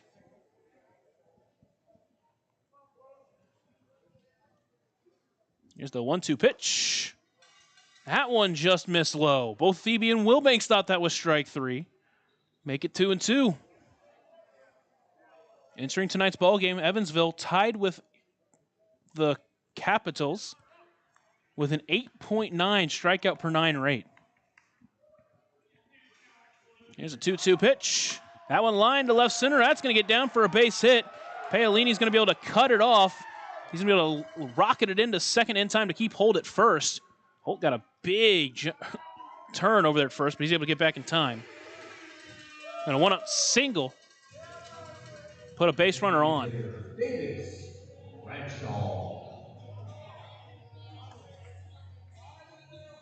Evansville, when it comes to walks, they're much more modest. Only tied for 8th in the league with at walks per 9. It's been the home run that's been their downfall. 4th in the league with home runs given up at 76. First pitch to Booker, or to Bradshaw rather, goes swinging. That one fouls it off, and he's behind 0-1.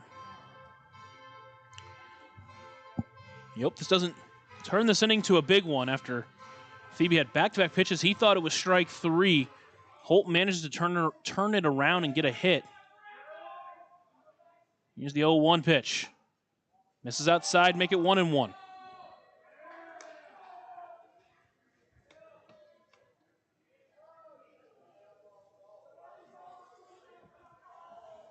The Otters lead by 3 here in the bottom of the 8th inning. 1-1 pitch. Breakers fouled off to the left side. Pierce will give it a look, but it will get out of play and make it 1-2. Bradshaw tonight, 0 for 2. He reached on a hit by pitch. Again, for the most part, he's kind of been held down a little bit by Evansville. There's a .286 batting average against them this season. Only his 5th game this year he's played against them. But when a guy has a .410 batting average, .286 doesn't seem that bad. That one on the ground towards third. Pierce backhands it, goes to second in time for 1. Throw to first is not in time. Logan Brown did a good job making sure he brought the ball in, didn't let it go by.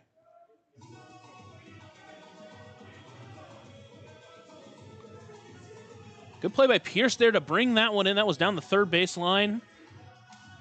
Make the strong throw to second. Now there's 2 away for Correll Paz, who's 1 for 2, earned a walk his first time, a single, and then struck out his last time up.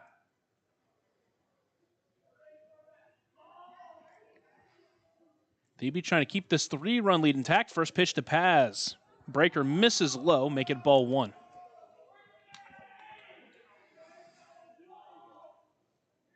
Good thing about, even though Evansville does give up a ton of home runs, Mississippi, second least amount of home runs in the Frontier League. Speaking of least amount of home runs, Evansville hosts Joliet. Next pitch misses outside, make it 2-0.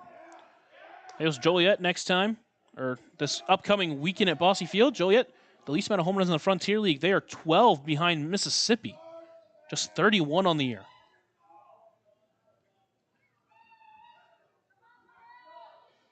Phoebe disagrees once, disagrees twice, now agrees and sets. Delivers a 2-0 pitch. That one misses just outside. Make it 3-0.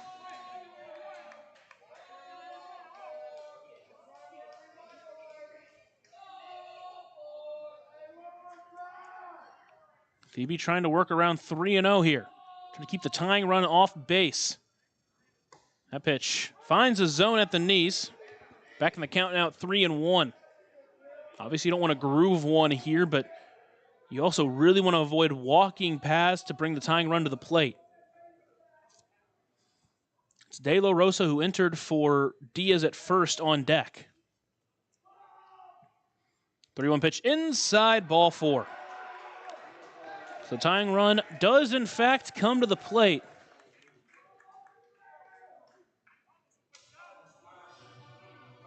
And it'll be Samil De La Rosa. De La Rosa didn't play in game 1. Well, didn't start tonight, but in game 2, went 0 for 4. Did have a sac fly, reached once on an error. Made the final out of the game last night. First pitch finds the zone on the outside edge. Jumps out in front 0-1. It's his first at bat tonight, but he did get some playing time in the infield last inning.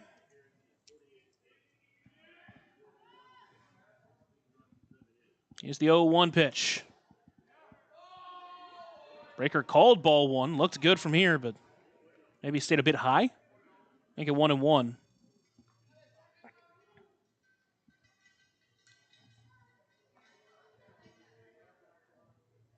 Thebe looks in. He agrees with Wilbanks and comes set. Arms belt high. Here's the 1-1 delivery. That one misses low and away, make it 2-1.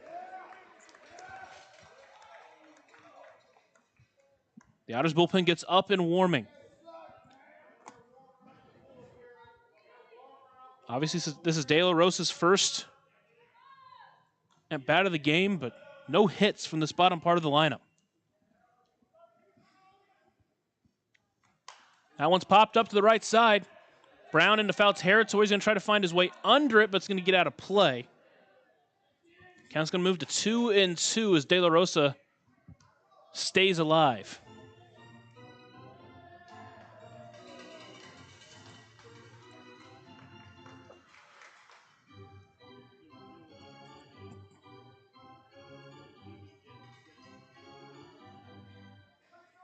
Counts 2-2 as Thebe steps back onto the rubber. De La Rosa back into the right-handed batter's box. Thebe looks into Wilbanks, agrees and sets. Delivers the 2-2 pitch. That one left into right field. That one's hooking into foul territory. It's going to get out of play, and De La Rosa is going to stay alive.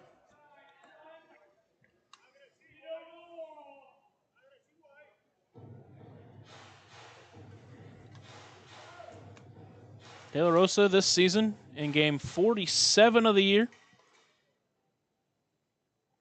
Hitting .295, a 384 OBP, 4 home runs, 5 doubles. DB looks back at second, delivers the next 2-2. Fastball just misses outside, count runs full.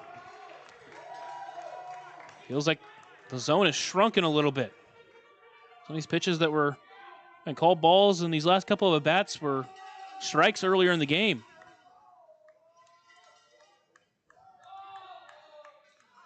Both runners will get a head start.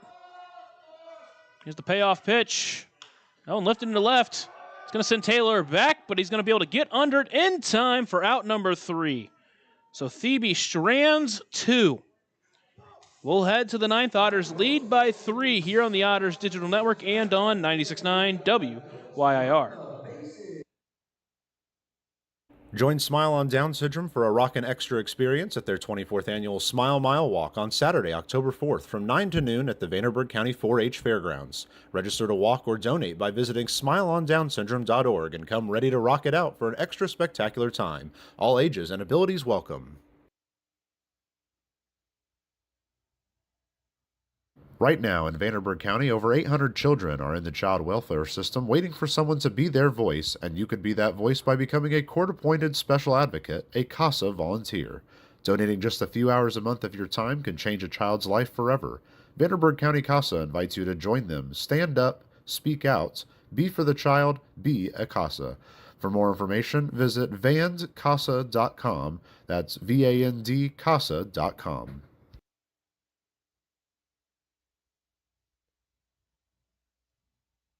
Smile on Down Syndrome is celebrating 25 years of serving smiles to the Tri-States Down Syndrome community. Not only do we offer programming and support services, we sponsor annual events that give people with Down syndrome opportunities to be stars of the show at our World Down Syndrome Day Ice Cream Social and Talent Show, Christmas dinner, and our Smile Mile, which is a day celebrating our Down syndrome community, their families that involve the entire tri-state community, and the highlight of the year when individuals with Down syndrome really shine like a star among smiling supporters. Learn more and find your way to get involved and show your support at smileondownsyndrome.org. We head into the 9th inning. Brenton Thiel's on the mound for another inning of work. First time walked a couple of batters, but stranded 2 runners. Kept this game within 3. Now it's his job to do that once again here in the 9th. He'll face Logan Brown to start off this inning.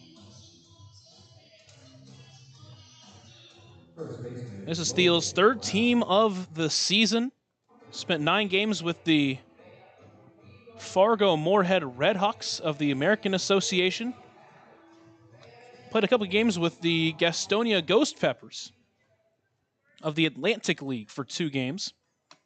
And now is in his 3rd game as a Mud Monster. First pitch finds the zone. Starts out in front, 0-1. So I mentioned this earlier. Says he was given a save. That one's popped up into shallow center field. Over towards it is Rio. He will bring it in for out number 1.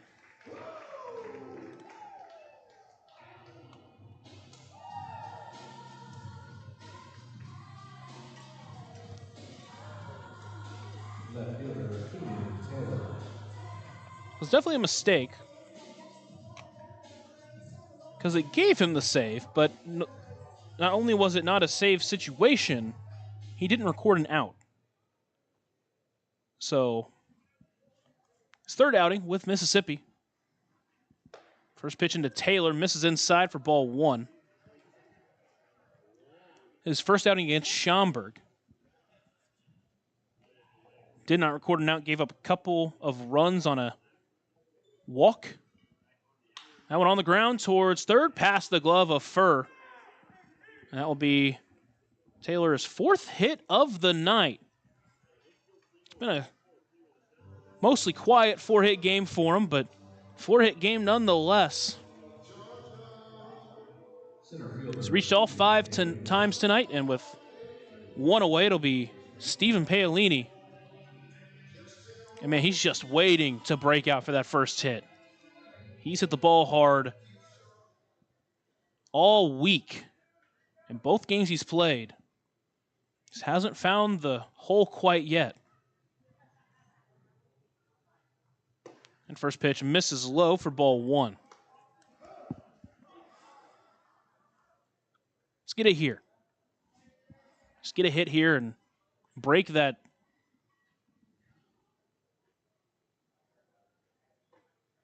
ceiling that's on it right now. That pitch misses outside 2-0. Get the cap off the lid, so to speak. 2-0 to the left-handed hitting Paolini. Here's the pitch to him. That one is called a strike on the outside edge, make it 2-1. Paolini, the former 5th-round pick in the 2019 draft. Fresh out of the Braves organization. 2-1 pitch. Runner takes off for second. Pitch is called high. Throw down is not in time. Taylor beats it out. A bang-bang play down there at second.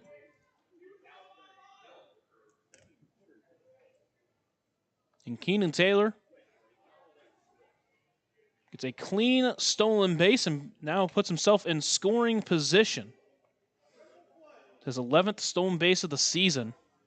His first since July 24th against Quebec. Here's a 3-1 pitch. That one misses outside, ball 4. A Deerhead Sidewalk Cafe and Bar for Stephen Paolini. Second time he's reached this series. And that'll be JT Benson. Right fielder, JT Benson.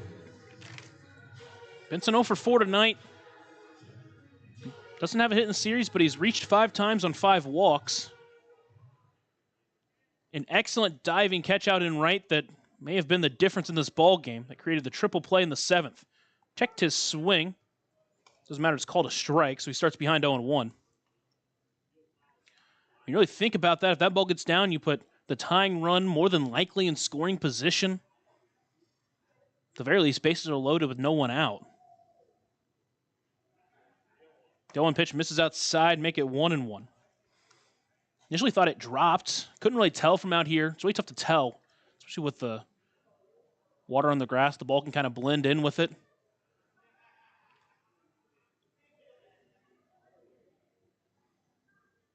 The 1-1 swung through. That one does Benson. Now it's 1-2. Thought initially the first base umpire ruled it fair and down, but did call it caught. The runners at first and second for Mississippi were taking off, and there was no chance they were getting back in time. 1-2 pitch. That one misses low. Good take. Make it 2-2. 10:42 p.m. here at Trustmark Park. Rubber match between these two teams. Otters lead 6-3 here in the top of the 9th. Benson trying to add some more runs. Field steps off, looks back. Taylor at second base. Runners at first and second, just 1 out.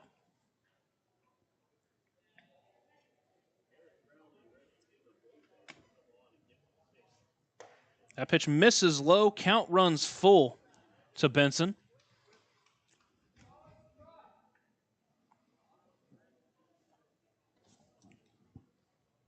Benson with 6 walks over his last 3 games. A spot to maybe take one here. It's the payoff pitch. On the ground towards short. Rijo is going to be able to backhand it. Throw to second. Not in time. It pulls it, and it's going to get into the outfield. 1 run will score easily. Paolini rounding third. He'll stay there. Benson will scamper to second, and the Otters add a run. They now lead 7-3.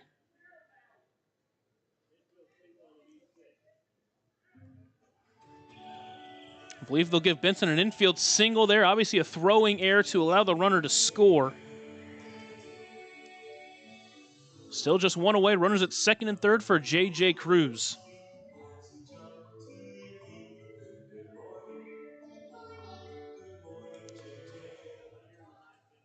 First error of the game for Mississippi. And now J.J. Cruz, infield comes in trying to mitigate the damage. First pitch swinging, lifted into right field. Paz will come in on it. He'll bring it in for out number 2. Paolini's going to test him. Throw's going to come into second. They're not even going to try to test Paolini at the plate. And the Otters add another on the J.J. Cruz sac fly.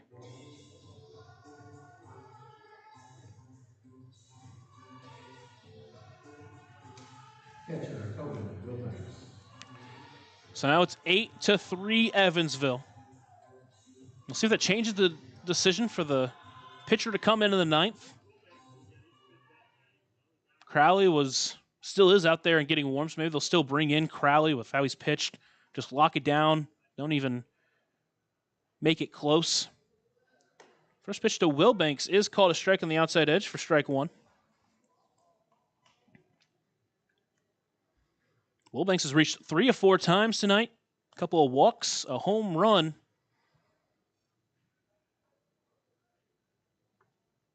Here's the 0-1 pitch. Outside, way outside. Good take, make it 1-1. Good stop by the catcher Hassan. The Otters just 3 outs away from their first road series win of the season. Quick check at second. Looking back at Benson. Nothing doing over there. No one warm in the Mississippi bullpen, so it is Thiel's inning. Here's the 1-1 pitch.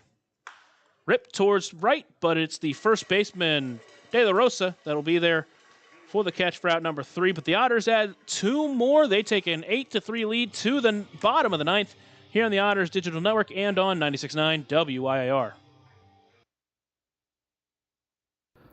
Ballet Indiana is made up of local ballet professionals, dedicated parents, and community members in order to provide unique and life-enriching experiences for hundreds of young dancers, while carrying out their mission to inspire a lifelong appreciation for dance for both our dancers and the Evansville community.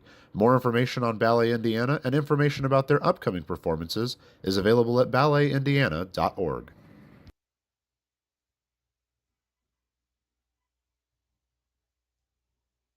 Smile on Down Syndrome has been providing a bright hope for tomorrow to the tri-state region for 25 years, providing smiles, support, and programs for individuals with Down syndrome while raising community awareness to create a brighter world that accepts and understands people with Down syndrome. Learn more now at smileondownsyndrome.org.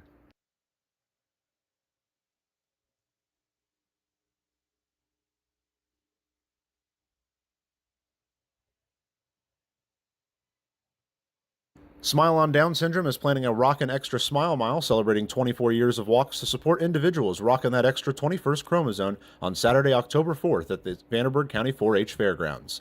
This event will rock your socks off with a vendor mall, food trucks, face painting, special guest appearances, a Rockin' Extra talent show, and more. To learn more about how to rock at the walk or how to become an event sponsor or even to make a donation, visit smileondownsyndrome.org or text 812-449-6049 for more information. This sponsored event is open to the entire tri-state community.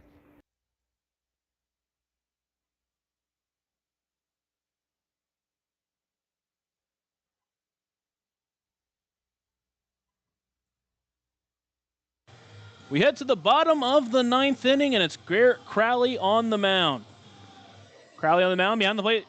Cohen Wilbanks, that pitcher and catcher battery is sponsored by the Answer Auto Repair East. Find your battery needs at the Answer Auto Repair East, located at 2319 North Green River Road, or call 812-475-9000. Even though it's not a save situation, Garrett Crowley, who's been excellent for Evansville, can't talk enough about how good he's been out of the bullpen. Coming just to shut the door and not leave any doubt.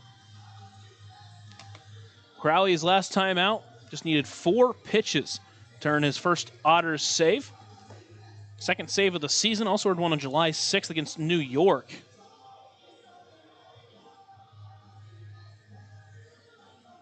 That was when he was with Quebec.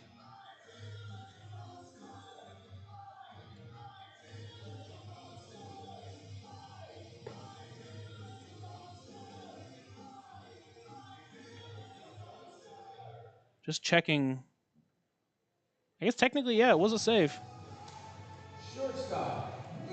Not often you see a save, a 1 1/3 inning save, and a 15-7 final. He did earn his second save of the season. Now he faces the 7-8-9 batters, Nilo Rijo, to start this inning.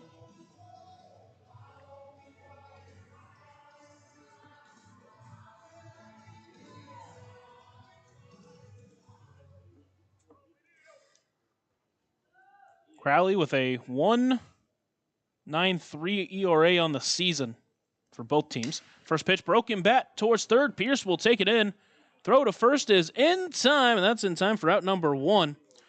That is a broken bat brought to you by Niehaus Lumber. Always remember, guys, you can get your new wood at Niehaus Lumber. And so with 1 away, it'll be Caston Furr. Not only has Crowley been excellent in this series, he's just been so efficient. It's now 4 outs and 5 pitches.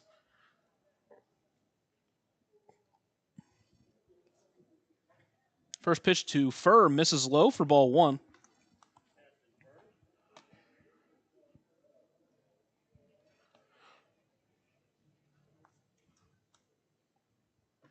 Did not face any of the bottom 3 last night. Faced Bradshaw, Paz, and De La Rosa.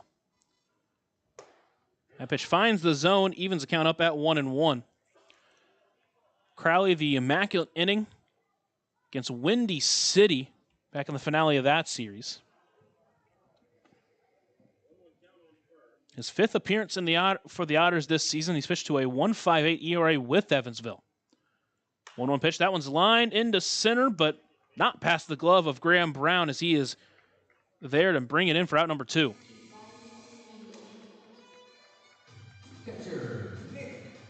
Jam shot to Graham Brown, and after a couple of quick outs, it's Nick Hassan, the final hope for Mississippi in this ball game.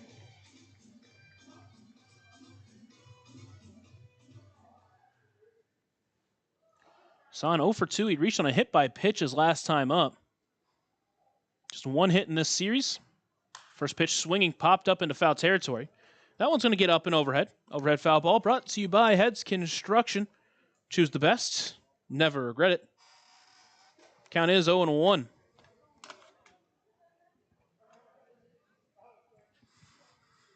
Southpaw on the mound, gives his high wind up into the stretch.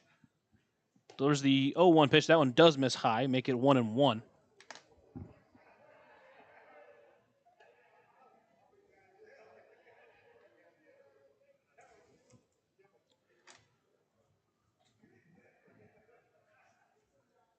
Crowley already a couple of quick outs in this inning. Comes set on the mound. 1-1 pitch is a breaker. That's a beauty. Make it 1-2. That's what he's done so well this year. He has such good control over that curveball. And it's so hard to tell. He does good control over it, getting backdoor, getting back foot. Just drops out of the zone if he wants it to, drops it into the zone if he wants to. 1-2 pitch, went fastball, fouled off by Hassan. Count still 1-2.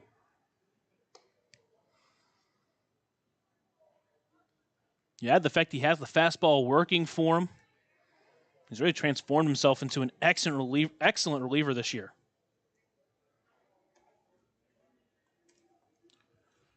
Crowley set.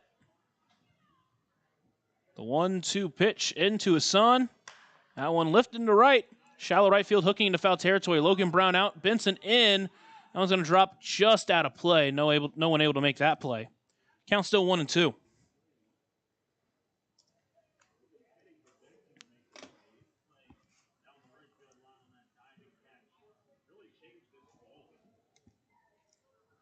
Hassan stays alive. Again, last night, 0 for 3. Had one sac fly. Back in game 1 of the series, did have a single, went 1 for 3. Inside. Looks like it just missed. Make it 2-2. Almost hit him. He's able to get out of the way of it.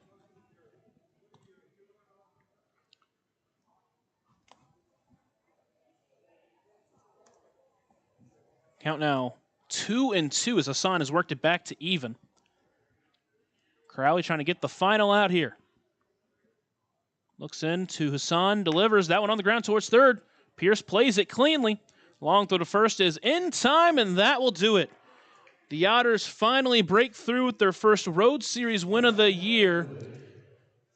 They have been so close all season, and they finally get it done off the back of some big performances and a big defensive play from JT Benson. We'll talk all about that and more after a short break here on the Otters Digital Network and on 96.9 WIR.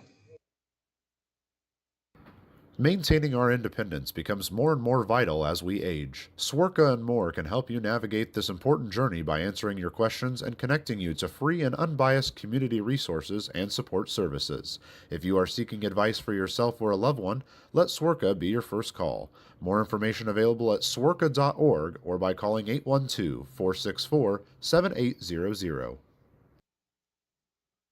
Join Smile on Down Syndrome for a rockin' extra experience at their 24th annual Smile Mile Walk on Saturday, October 4th from 9 to noon at the Vanderburgh County 4-H Fairgrounds. Register to walk or donate by visiting smileondownsyndrome.org and come ready to rock it out for an extra spectacular time. All ages and abilities welcome. Right now in Vanderburgh County, over 800 children are in the child welfare system waiting for someone to be their voice, and you could be that voice by becoming a court-appointed special advocate, a CASA volunteer. Donating just a few hours a month of your time can change a child's life forever. Vanderburgh County CASA invites you to join them. Stand up, speak out, be for the child, be a CASA. For more information, visit vandcasa.com. That's VAND CASA.com.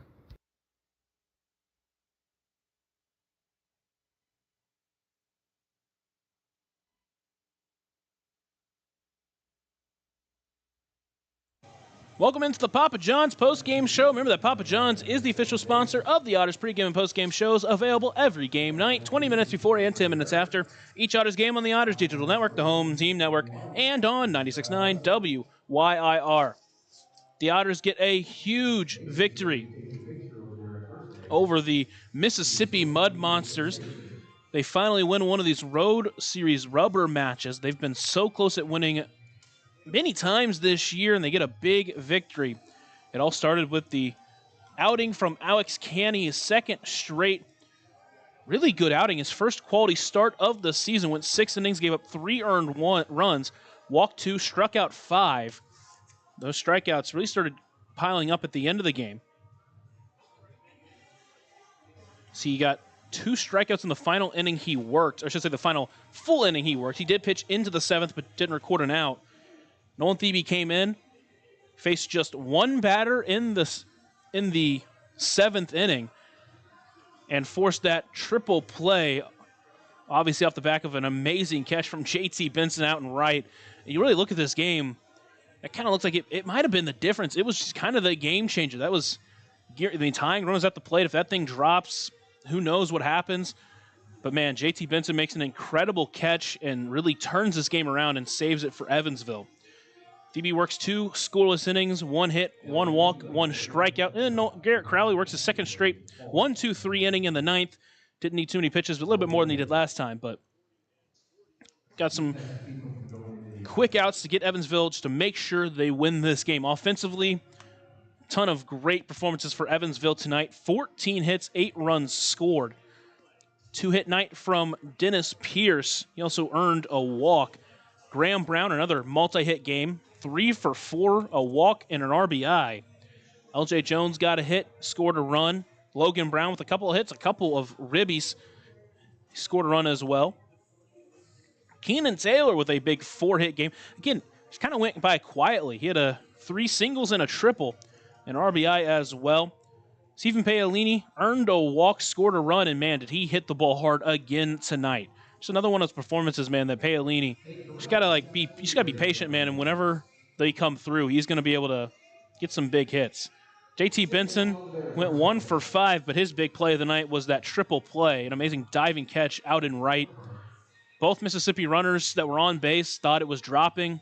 I thought it dropped. I initially thought that it had dropped, but able to throw it in quickly, get 2 more outs, and get the triple play. J.J. Cruz with the sac fly to earn an RBI, and then Cohen Wilbanks tonight reached 3 for 5 times, a couple of walks, and a home run, his first professional home run. What a game for Cohen Wilbanks, breakout game for the Otters catcher. The Otters win 8-3. They went up against a great starter in Brian Williams, and for the second time during this road trip, they weren't phased. They did it against Greg Duncan, and they do it against Brian Williams, and they get a huge win.